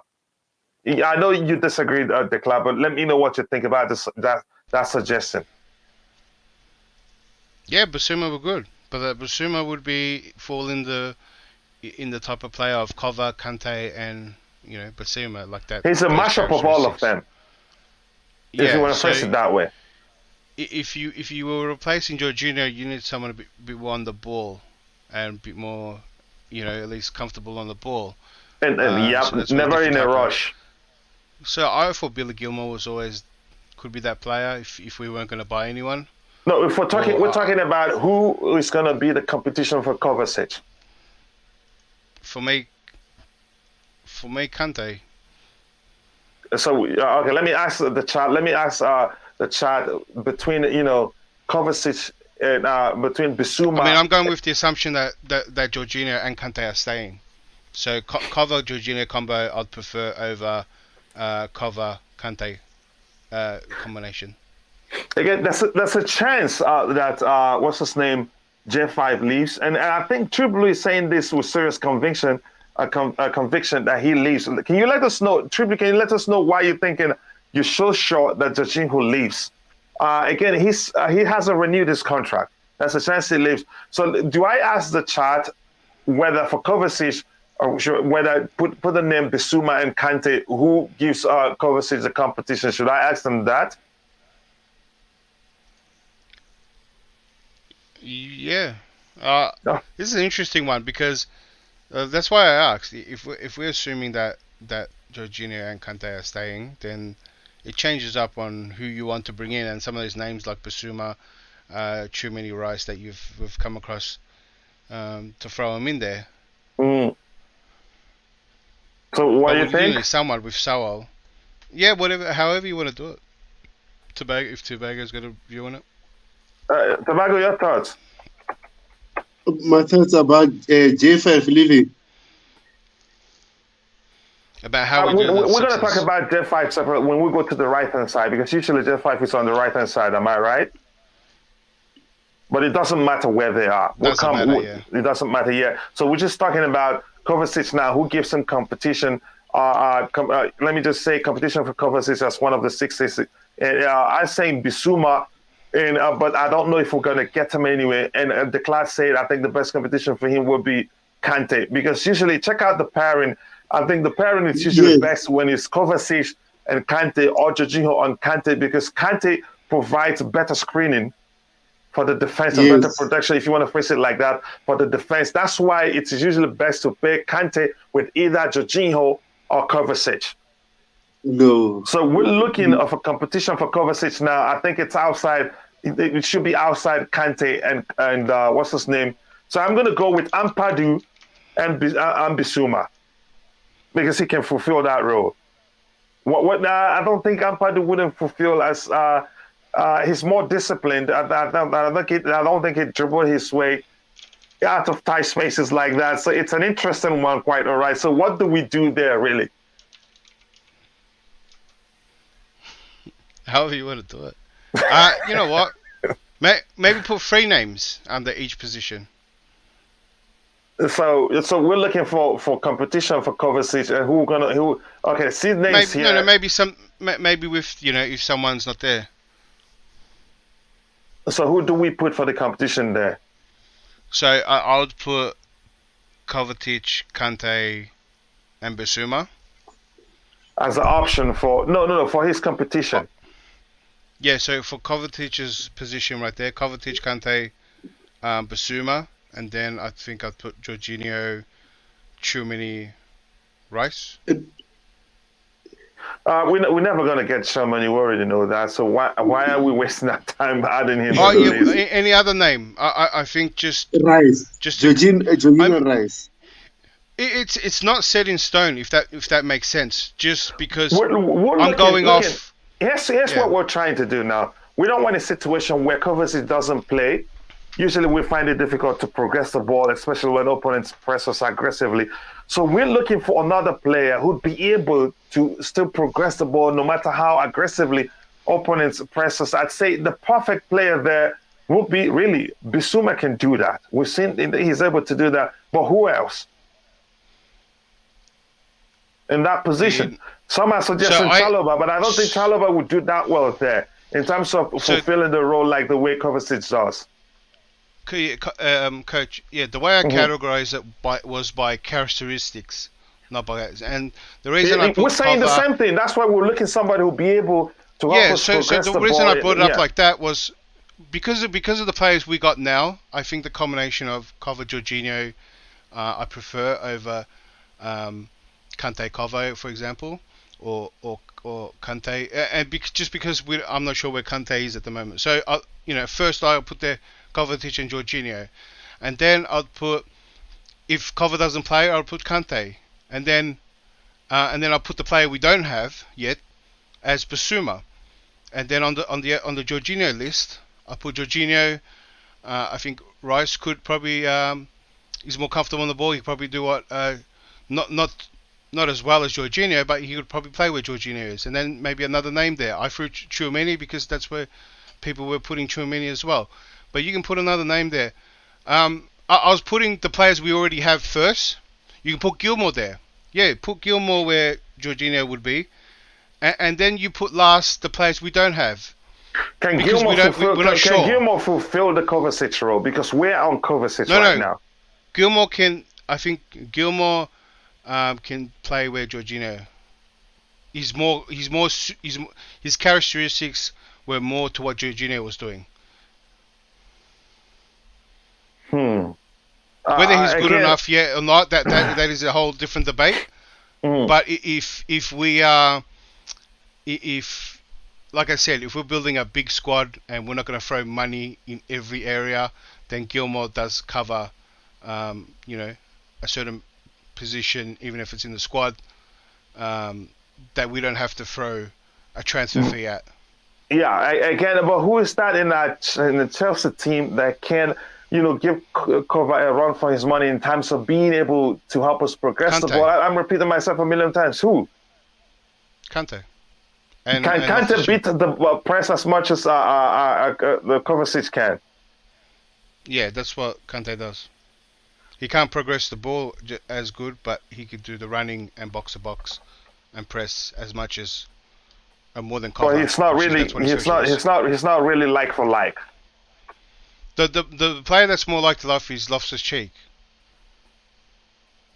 Yeah, but he lacks seriously in terms of. He lacks seriously in terms of protecting the defense. But I add him to the list. Let's find out. Of course, that's what I'm getting at, is that you're not going to find all the players the same. But if you're going to go by having, one of the sixes might have time to time the position, the permission to move up and help link up to the front three, or link up with the wing back or wherever. And Kovacic does that role. and he does it good. And Kovacic brings some defensive, ability as well. And that's where Loftus-Cheek lacks in. But Loftus-Cheek looks better when he's in attack, right? So that's his pro. And every player has pros and cons. And then Kante presses and defends very well, but he lacks in attack. And so each player is lacking in something. And if you ultimately had the player of jack of all trades, really, it's probably more suited for that role. But that's why you have a player like that, and then you have a player that sits back and if Jorginho was good defensively, you would have a perfect player for that position. But we don't. So we need a defensive player that's probably good on the ball, and then we need a box-to-box that's also can defend and do well going forward. And we quite don't have that yet. But yeah, I think what we're going to do today is we will stop everything in the 2-6s area and round up the 3 remaining tomorrow, and probably we'll get some clarity on who's going to be there. But this, I think it's Coach Wayne, just put it to the vote. I think just make a bigger poll and put the top 3 in there, I guess. Yeah, I'm adding the top 3 there. I have Loftus-Cheek, I have Bissouma, and I have Kante. The competition for Kovacic was the way I asked it. And again, if it comes back, if Kante doesn't fit in there, then we'll have to place Kante to the right, because it's usually the pairing with either Jorginho or Kovacic, because he helps defensively better than those two can. Because Jorginho usually, when Kante isn't on the pitch to always bail him out, we're in trouble. That even Kovacic is the same thing. Here's the thing about those 2-6, the pairing of those 6s for us. Kovacic and Jorginho, they're very good to watch together. But that's when opponents don't press us as aggressively.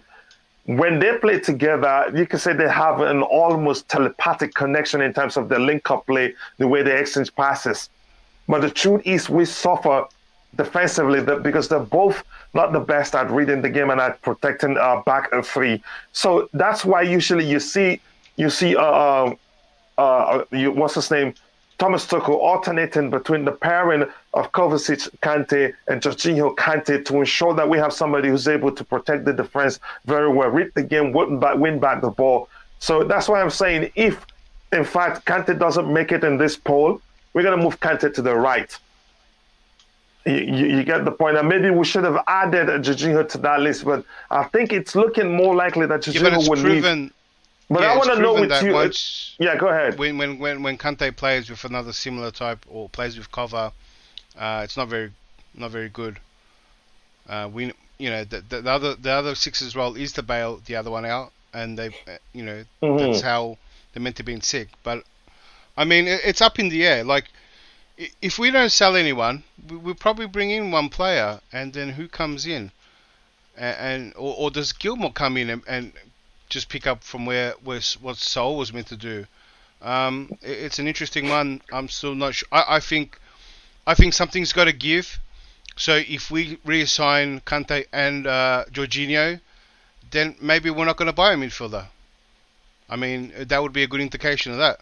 But if we didn't reassign one, then you know that we're going to bring in another player. So that's why I'm up in the air. That's why my argument is. I think that there might be even a chance that we don't sign anyone. I mean, there is that. There's a chance, yeah, given that the priority will be the defensive department, and we're signing Dembele because we know he's living on a free. Here says I just put J5 cover Kante and Gallagher. Gallagher will be in the team, that's for sure, but I don't think it will be best deploying him as one of the 6s. I don't know his ability of reading the game and breaking up play.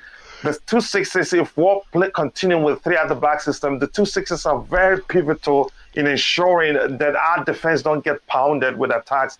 So, but Iswara, again, nice to see you again, brother. It's been a while. I hope everything is okay on your end. I think I'm going to move ahead and try to catch up with the chat, and then we'll get what the chat has to say about the poll we have out there. I don't think we'll be able to complete this today, and it only makes sense because we need to, be very calculative with what we're doing there. It's not been easy. I thought it was going to be plug and play, but it's not. Nick Blue here says, just a hilarious one from Nick. I know Nick never liked Rice. Again, his most, how do I say, pronounced argument is that he's too costly. I'd rather have Billy Gilmour over Uncle Ben's Rice. That's not nice, Nick. You know that. Again, let's see what we'll have. You want to say something, Tobago? You're laughing at what Nick says, right? He's always looking for a fight. Now he's calling Rice Uncle Ben's Rice. Yeah. Okay, that's by the way. Yeah, I get it. It's hilarious though, but I get his argument. Now, True Blue, you haven't told us why you're so certain Jorginho lives, but because this is not the first time you're arguing that. Here again, we have 142 people watching when we still have 139. At one time, we had 200 plus watching. Again, please, if you haven't, take a second to like the video. It doesn't cost anything, and if anybody asks you to pay, tell them True Blue, Phantom of Many Topics, or Just Viola had already paid for you. If you're happy that our club, we survived, the conundrum called the sale of the club and the crisis, if you prefer, or the restrictions on us, if you prefer, just like the video. And again, it's a way to show that you're enjoying the show. It's a way to support the channel. It's a way to support the Chelsea community. It's another way also to support the club you love. So please like the video and subscribe to the channel if you haven't. Let's shoot for 200 likes by the end of the show. Let me try and catch up here. It says Kante cannot pass the ball. That's another serious problem. I do not agree with you in terms of Kante cannot pass the ball. You can say he's not been in great form of late, but I think he can actually pass the ball. But again, it's easy to stereotype Kante, and it's easy not to look beyond the energy he brings into the team. Your thoughts on that, Declan? I mean, all the players can pass the ball, but who can? I mean, who's a master at it? Jorginho. Yeah, it's not his best attribute. Let's just put it that way. I mean, yeah, exactly. That's a better way to say it, and not that he cannot pass the ball. On his day, I think he is good at passing the ball, and again, but it's not like you said, his best attributes. Truly Blue, Jorginho is 50-50. I'd like him to leave now, because players at our club have learned, if they don't get $1 zillion contract, they usually run down their contract and then leave on a free and get more money. I think it's become a trend now. We must watch out for it. If it's not going to sign an extension, we might as well sell him right now if clubs are coming for him. I've heard that Juventus want him. Sarri will most definitely want him with him at Lazio if he sees the opportunity. If Lazio are able to pay how much we're willing to sell him for. Gilmour is a replica of Jerry in the Qatar series. Tom and Jerry, we need someone who's able to hold a physical game, also not just quality. I think he's able to hold his own in terms of physicality. He's small, but believe me, you can't nudge him off the board that easily. He's shown that. He's actually matched with Ronaldo and come out in an area battle. You guys, if you want to panic, correct me if I'm wrong. I think Gilmour size isn't an issue. No, can someone explain it to me?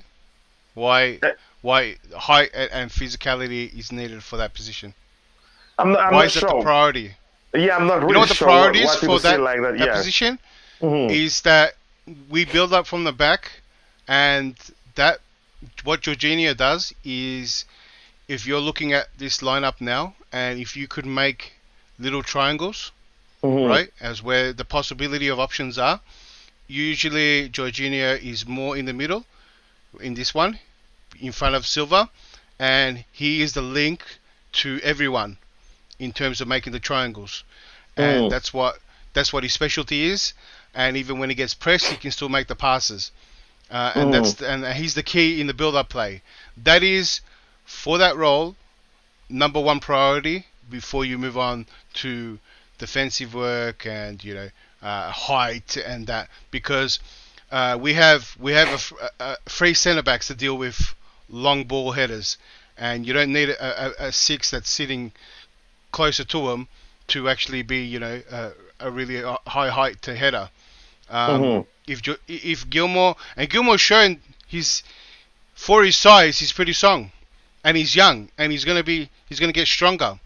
And all we need is someone that is good on the ball with some defensive ability. And Gilmour, for I think it's 2021 now. It's not even 20, yeah. He's was not 19 even when he 20 left, I yet. think. Yeah, he's 19. For that age, what he did is so much potential and so amazing. He could really he'll get stronger, and someone at that size, just like a lot of players at that size, like Hazard and all that. The closer they are, the more good, the more better they're controlling the ball as well. So it's a bit hard to get off him, and that is the most important attribute for one of those sixes, and for a fullback. And he showed he could start defending as well. So if he starts developing his game, he'll be very good.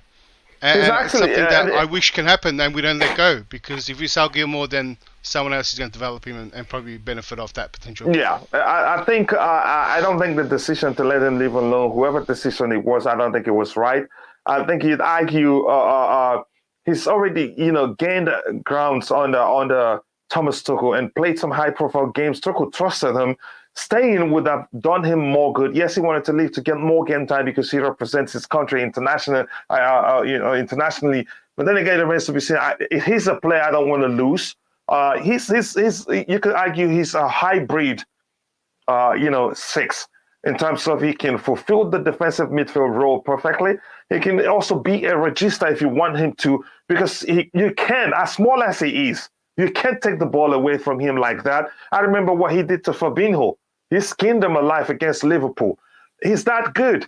So I just don't want to talk about it, because it gets me so pissed on why he left on loan in the first place. Whoever decision that was, I don't think it was good. I think you must understand, if you leave on loan, you'd have to be in exceptional form to come back and walk straight into the team. Even if you are in exceptional form, if you come back, you'd have to still show you can be able. You're able to play the way the manager wants, because system is another thing. Again, I just don't understand why he had to go on loan. And then you all know a tree can never make a forest. He was good for them. On his day, he was in most cases, the whole team collectively, Norwich team, there was a very bad, we did see them and see how badly they performed in most cases. Again, I don't want to talk about the Gilmour case, because it really gets me mad. But I'm going to try and catch up and come back and plug in what I'm seeing from the chat. And then after that, we'll round up for the day, and we'll continue for the remaining positions tomorrow. I think it only makes sense because we've been streaming for 3 hours plus. Nick Blue says he wants to leave because of his wife. He wants to stay, but his wife wants him to go. Can you let us know who you're talking about, True Blue? Yeah, I think he's talking about Joshua, but let me know. I don't want to misquote you. It says, please buy Nkunku. Yeah, I wish it were up to me. I did that for you, but I know you're talking to Chelsea Football Club anyway. Billy Gilmour gets run over. No, that's really not the case. I don't think that's the case. Again, Gilmour had 2 man of the match performances back to back. Respect. You must respect them. Yep, back to back. I don't believe Phantom Menace's statement there. Unless he's screaming on stream, I won't believe it. You want him to come in and bring back that energy again. We want to hear you scream your case for Billy Gilmour. That was brilliant. After all, I loved it, brother. And I think you and I will talk later. And what I learned from that. Gilmour has, I think I've read that. It says here, who has we bought yet? Nobody yet. And then until you hear an official announcement from the club, don't believe anything you hear. Or maybe you hear Fabrizio Romano say, here we go. Then you kind of, believe that. And who is this? Says Iswara says, so we're selling Gallagher, coach. And no, I'm not sure. But here's the thing, there's no guarantee he stays. Went wrong. Please try. Oh my gosh, there's no guarantee he stays. Why did I say that? Yes, Thomas Tuchel has been singing him praises for a while, how good he is. We're watching him. He's done quite well for himself. But then finally, towards the end of the season, when he was asked about it, he was cautious with his response. His response was, we watch everybody during the preseason game, and we'll take it from there. That's just him not saying, telling Gallagher, nothing is, you must not take anything for granted. You must show that you can do it, then you get a chance. I hope that makes sense to you. Forget RSC, he wouldn't make the first team. I think he may well stay because he's a utility player, and Tuchel likes that. Managers like utility players is able to call upon him to come play between the sticks if need be. So that's why I'm thinking if Sarri is serious about him, if they pay off enough amounts, Chelsea may well let him go. J5 to Sarri, that may well be the case, but I don't know. Anton, I think you will see that a change next season. Gilmour will be stronger this season for what team? Do you think Thomas Tuchel will welcome him back? It remains to be seen. Again, let's see what happens. It's what it says, first time in Palace history, not negative. GD not negative, and Gallagher is not in the team. Jokes. I think you can. Nothing is guaranteed, but that's a chance. He has a big chance to make it, into the first team, to be part of the squad. But there's no guarantee he's going to be in the starting 11. There may well be some rotation, but it remains to be seen how he wants to use them. But what I want to argue is this: I don't see Gallagher as a number 6. I see him as a number 8. Playing him in the number 6 position creates more problem if we're still playing 3 at the back. It's as simple as that. Again, let's see what happens. But I get your argument, brother. Nick says Gallagher, Gilmour will be back for the first team. Gilmour, I'm not too sure. Gallagher, for sure, I think he'll be part of preseason. They'll all probably be part of the preseason tour, but it remains to be seen whether Gilmour has a place. Tobago, your thoughts? About Gallagher? Gilmour being part of the first team next season, like Nick Blue is suggesting here. Gilmour can stay at Chelsea only if Tuchel will be able to change his, not playing for example, not playing the same system. Like maybe for some other games he can play 4-3-3, and Gilmour can work as an 8 for me. So at the end of the day, it depends on Tuchel. But as you said, it was a big mistake for Gilmour to force a loan move. He could have played a lot of games last season for us while Jorginho was injured, while Kunde was injured. And then we also got Saul, and then Saul didn't do enough for us. So Gilmour made a big mistake, but hopefully he'll learn from that. And then if he wants to be in the team, he needs to put a proper preseason next month so that he can convince Tuchel that I want to be in the team. But we'll wait and see. I think he made a mistake there going to Norwich City. Whoever made that decision made a very big mistake, because I prefer him over Jorginho anytime, any day. He progresses the ball better than Jorginho does. He can also beat the press with just a simple move. He's that good. I just don't know what happened, but that's by the way. Declan, your thoughts on Billy Gilmour? Yeah, like I praised him up before. I think he's going to be a really good player, and I don't know what Tobago said. But do you think, given the bad loan spell, which we could argue wasn't his fault, clearly, do you think he still get a chance at Chelsea?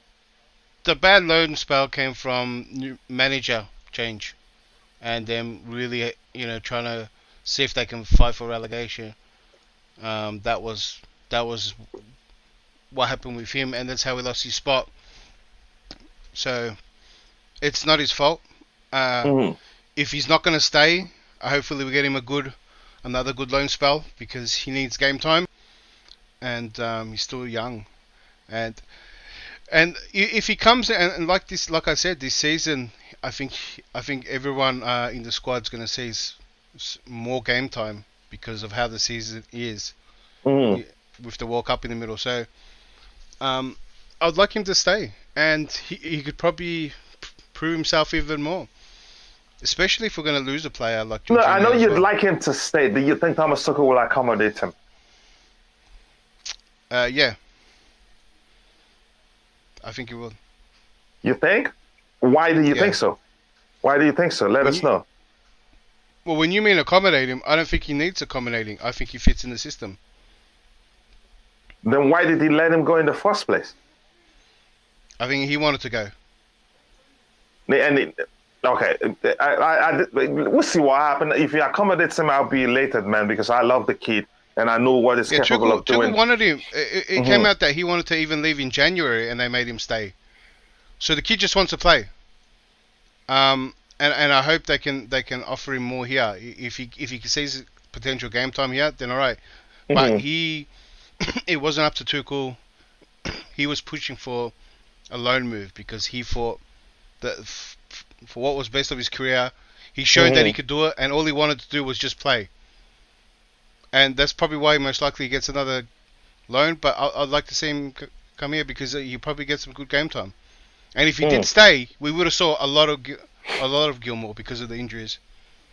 Yeah. So I'm going to end the poll, and then I'll come back and plug in. It is Kante for the rotation or for the competition for Kovacic. And then I'll catch up with the chat. If we have anything to address, we will round off for the day. I think it's been a brilliant show. We will complete the lineup build tomorrow. So it's Kante here, the competition for Kovacic, and it makes perfect sense. Here I say to the 5-man team, 3 goalkeepers, 6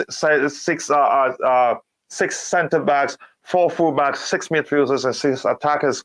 I think I don't know. You took a good job there finding time to do all those calculations and finding out numbers for one in every department. Tobago, you making Just Viola's day. She says, I'm laughing listening to Tobago laugh. Good to see. Todd to like again today. What are you saying here, Phantom? Okay. That's, by the way, and let me see. I got to go now, everyone. Smash the like button and subscribe to the channel if you haven't. See you all tomorrow for another Brilliant Money Show. She says, nice to have you around, Queen. It's been brilliant having you around, and thank you for helping take care of, clean up the chat and make sure everybody is behaving civilly. Koulibally and Rice will be our 3rd purchase this summer. We'll see. So we still have a place to to fix in tomorrow. Maybe by tomorrow we'll be hearing a news that will help us complete the remaining positions, which is one of the 6s, the 2 8s, and 1 number 9s. So we'll see. We have quite a lot of work to do, but it's been a brilliant show. On DM, Rice and declared, and it said, Nick Blue says, I like to make my friends Tobago laugh. Yeah, good to see you make him laugh, and a good laugh is good for life. He says, go to Sari, who is his uncle. Again, you starting that campaign again against J5. His name is Uncle Ben's Rice. Nick, be a little nice, man. You can do better. Sankari is a physical beast. We don't want just physicality. We want your ability on the ball. It's critical to the way Thomas Tuchel wants us to play. Koulibally, is he okay with age catching up? I think it's fine. In that position if you ask me, that we're looking to sign him, it's just your ability to read the game. We usually talk about how registers one of the 6, the number 6, their ability to control the game. If you're leading the back line and you're not calm and you don't have the ability, to slow the tempo of the game or up the tempo of the game, that you're not able to lead the back line perfectly. I think Koulibally is able to do that. Can he do it as well as Thiago Silva does? For me, to that, I'd argue no. J5 agent has come out every pre-transfer window saying he's going, and he's still here. J5 will run down his contract and leave on the free. I think that's my suspicion, but we'll see what happens. I think the club, if anything comes now, should sell him. I'm suspicious of him saying he wants to stay again. I'm going to quickly catch up here. We've been streaming for. We don't want Gilmour going anywhere till it be another Salah and Kevin De Bruyne mistake. That's a chance that happens, and I don't want that to happen. Here it says, goodness, I'm not weird. Just live with Coachila.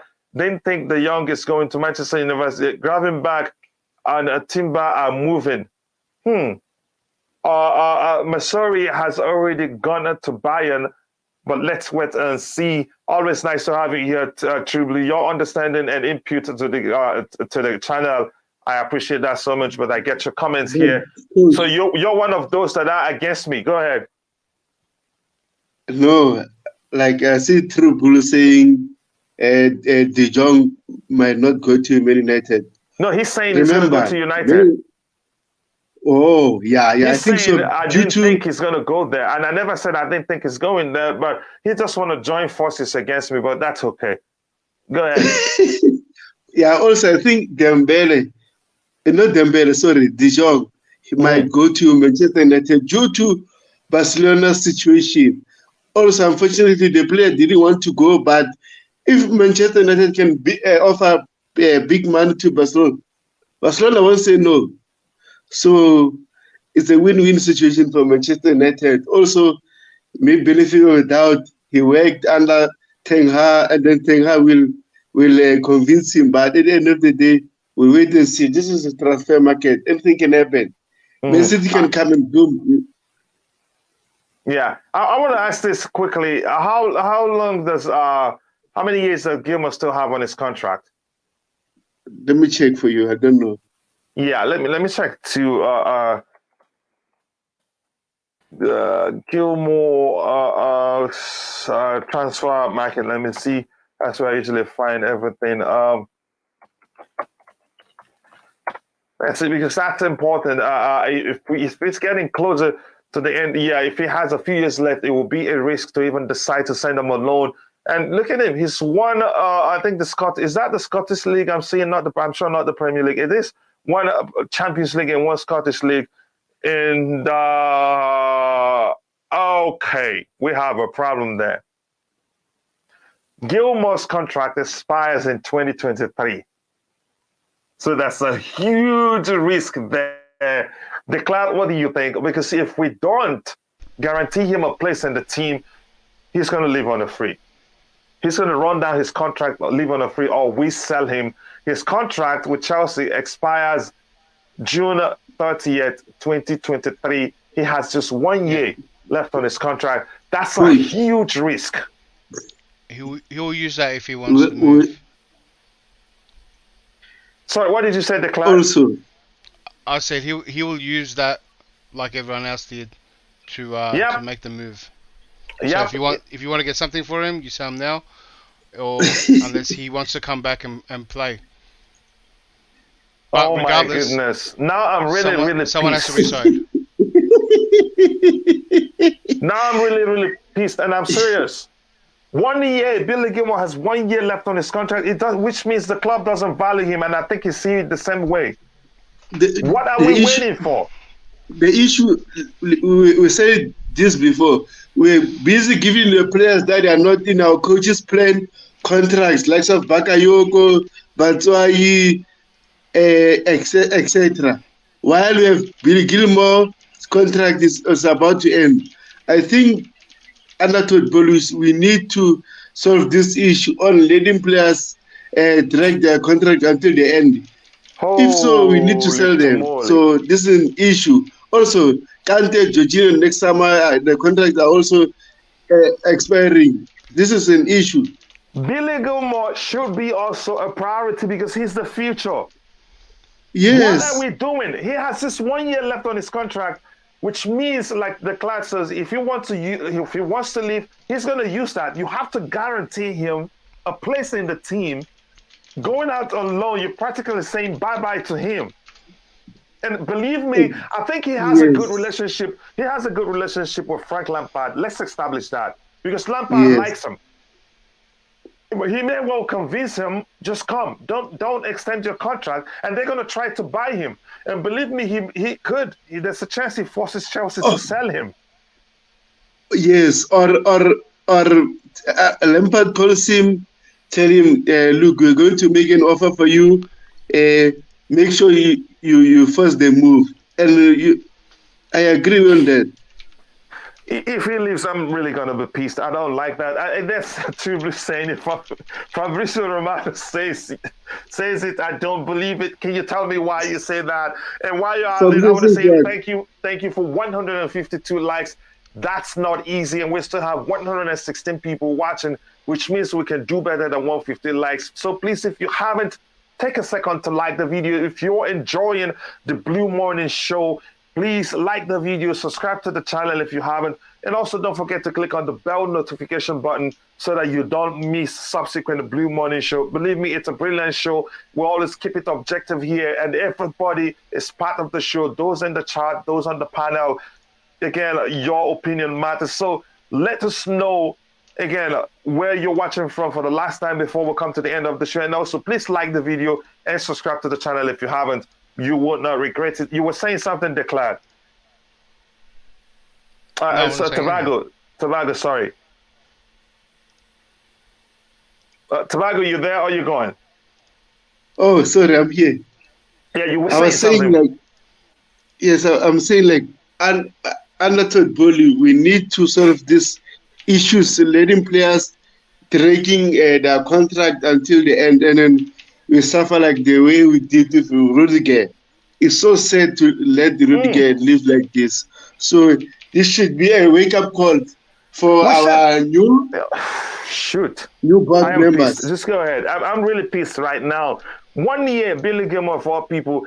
That is just again. I don't think he'd renew. He has to be. You have to promise him a place in the squad. And again, here's it. Triblu says again. That's another one. He says something. I saw. Nick Blue says Triblu. I agree with Triblu says that said Billy Gilmour is the real deal. He is the real deal in terms of what. Just look at it this way. He is a hybrid because he's a mashup of the number 6 role. Number 6, that is a DM and a regista. He can execute both roles quite well. That's what makes him special. And if we don't recognize that, I think he's going to leave us and we will regret it. Yes, True Blue, Billy Gilmour is minerals. He is indeed getting another beer. Leah, I like beer too, so be careful how you say that. You know, it's too early for me to start drinking one or even wine. Chelsea have not opened talks with Jorginho. Maybe they're looking to bring Gilmour in, but it remains to be seen whether he'd agree to extend his stay at Chelsea. True Blue, I only trust Matt Law. I don't trust Matt Law. How didn't he know players would get injured? Tuchel chose to send him to Norwich, so it was Tuchel's choice.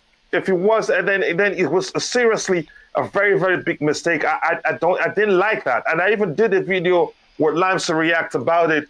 Was asked questioning why did he leave alone. Sorry, nephew, help us win Champions League. Again, hit the like button. People says Matthew, Lee, Benjamin. Nice to see you, brother. You're late, but they say lateness is greatness. Again, I think I'm going to catch up here. Gilmour won't accept another loan. He will go to Rangers if it's not in Tuchel's plan. He may actually leave the club.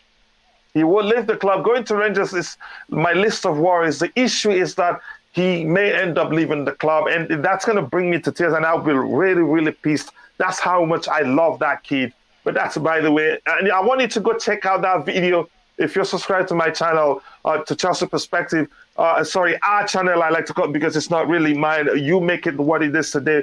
That video regarding Billy Gilmour's Chelsea future, you'd see my argument that he shouldn't go on loan. Why can't Gilmour be a rotation option? We have 5 sub-rules, but it remains to be seen whether he'd agree to extend his contract at Chelsea. CC has just 1 year left on his contract. That's where I'm concerned.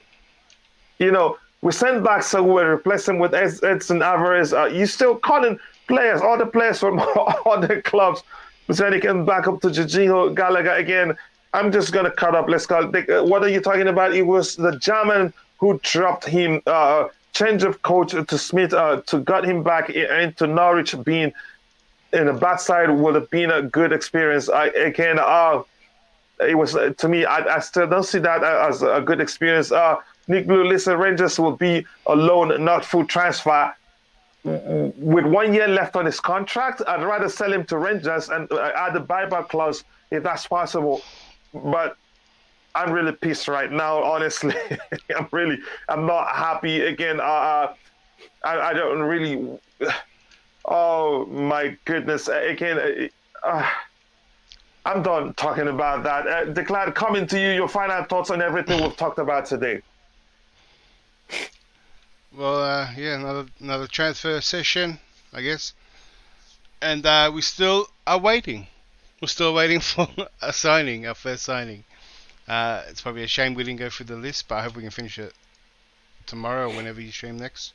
Yeah, we'll finish it. We'll definitely finish it tomorrow because the Blue Morning Show is a daily show. Again, if we try to finish it, we'll be going on for 4 hours. I don't think we'll be done because we're getting to the difficult areas where we're not really sure players to pick. Let's say that's not fair to say the club doesn't value coach. The club has been unsanctioned. But what happened before the sanction? Why do we let it go down to even, if we're talking about the sanction, it still would have been a year left in its contract if we're still talking about the sanctions. So, but I get your point, though.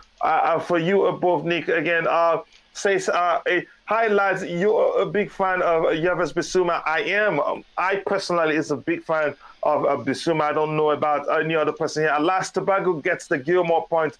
Tobago looks like you used to argue otherwise. Well, like saying what? Nick should be specific there. Yeah, Nick, be specific. Tobago isn't sure. Smash that like button, says Glenn. Glenn, nice to see you here, brother. I'm watching up from Jamaica. Big up, man. Heights, and bless up. Nice to see you here, Ocean Lee. Feel at home. Please like the video and subscribe to the channel if you haven't. And more importantly, welcome to the Chelsea Perspective family. I do appreciate you here.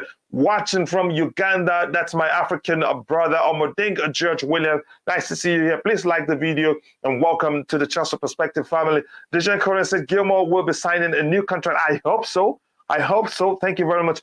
Chelsea have invested so much in him over the years, but his quality, but not established enough in the Premier League. What? You're really seeking for a fight with me, but that's by the way. It says here, Lampard wants Gilmour and Mount. Yeah, Lampard wants Gilmour, Mount, Mendy, and we should also add a Gallagher to it to sweeten the deal for him. Yeah, truly, okay. It says, I guess this preseason summer is very important for Gilmour. That may well be the case, but the most important thing will be to renew his contract. When saying my name, just say Lee.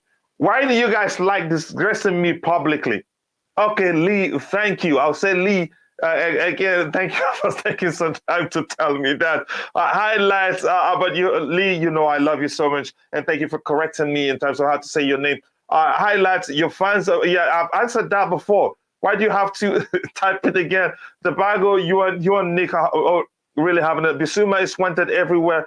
You watch Man of the Match. Do you know why? Again, explain. I'm not sure what you're talking about. What do you think about Marc Cucurella for left back or for Chelsea Football Club? I think he will be a good signing for us. That is, if we're able to get him.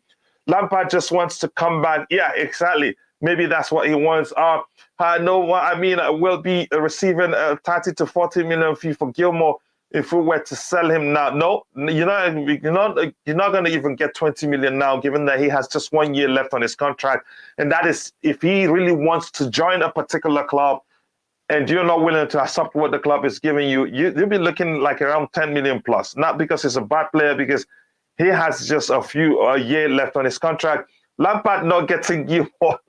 Take Mount. I know you prefer Gilmour over Mount. He's not even getting Mount. Here's the thing, Nick. Let me say this to you.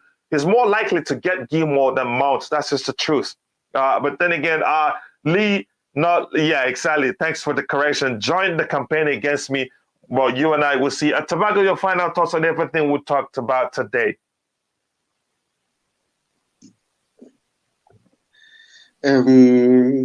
Nice stream. Who's this, John? Sorry? I don't. I say it on a chat. No, I'm not sure who it is, but again, yeah. But he's saying something I think you understand.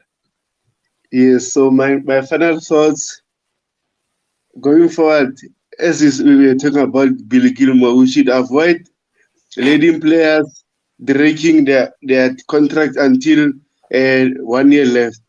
We rather, if they are not on our plans, we rather sell them and then we'll get money from those kind of players. So this is annoying because, for example, I know we don't know what Alonso anymore. Alonso, Kante, Jorginho, their contracts are expiring next time. So that's another issue. We have to decide whether we are going to sell them or give them an extension, or I don't know, man. So anyway, I'm speechless about this. So thanks for having me, Coach. Yeah, more thanks to you. And again, I want to say thank you to everybody in the chat and those on the panel. I appreciate you all finding time to be part of this brilliant show today. And at the end of the show, you will be redirected to the next show. Let me see if I can share the link quickly so you can go drop a like for us on the next show, which starts later in the day today. Again, I think it's another where we call that Chelsea Transfer Watch. We look at the rumors out there. We talk about them. If there's anything new, we'll be watching simultaneously to see if anything new comes up. And if anything new comes up, we'll address it immediately. I'm going to try to share the link to that show in a bit, but my screen seems frozen right now. While I wait, I'm going to try to catch up with what we have. This says highlights. Would you take Rafinha for right wing back or for Chelsea Football Club? Again, I take Rafinha for any position up front there. It remains to be seen if we really want him and if we get him where Thomas Tuchel will play him. Nick says, no, don't agree. Gilmour would prefer Rangers. Can you let us know why you think that? If Everton once was a London team, I'd be negotiating with Lampard already. About who? Let me know who you're talking about. Hit the like button, people. Says, Steve Chelsea, Mr. Litness. Again, nice to see you, brother. We should keep Gilmour because he's our future, but you must prioritize extending his stay at the club. If you don't do that, he may well live on a free. Then a bottom side trying to stay up like Everton. I think you make a good argument there. Now I get what you were saying. Again, it makes perfect sense. Nick, thank you for that great input. And again, here is the link to the show later in the day. I think it's 9 p.m. UK, but once you go there, you will see that here is the link to the Transfer Watch show. And again, that's another brilliant show that I'd like you to, witness and see if it's something you like. I'm going to add the link here. Here's the link to the Transfer Watch show. Please, if you can go there now and drop a like on the video, that would be great. And then Liebel says, before you go, reports in Spain say Chelsea are close to finishing up. You're talking Ousmane Dembele? Is that who he's referring to also?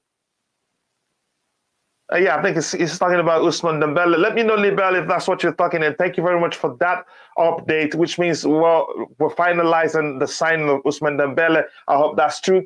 Chelsea all the way says, Osei, Gideon, nice to see you. If you haven't, Osei, please like the video and subscribe to the channel. I'd really appreciate that. Phantom says 1 p.m. Vegas time. Yes, that's Vegas time, 1 p.m. Just what time UK, I'm not sure. But please do like the video and to help us reach more people. Yes, Lee says, time for me to go have fun and see y'all all. See, keep the blue flag flying high. I love you so much, Lee, and thank you for correcting me on how to say your name. With that, we've come to the end of the show. I want to say thank you to Phantom of Many Topics for the energy he brought onto the panel today. I liked it. Declan wanted you to stay, but you didn't stay. Thank you to Lee and Lee Bell. Thank you again, Lee here. Thank you to Phantom. Thank you to John Arnold. And of course, thank you to Dylan. Thank you to Nick Blue also for providing great value there in the chat. And thank you for True Blue. Where do I find his comment? Thank you for Jos Viola, the Queen of the House, who had to leave early for personal reasons. And if I miss your name, my apologies. I'm only a human being. See you guys later today for the evening show and tomorrow for another Blue Morning show. I hope to bring back Nick Blue onto the panel on orders, but we'll see what happens. Again, it's love from here. See you guys tomorrow for another Blue Morning show. Thank you and God bless us all.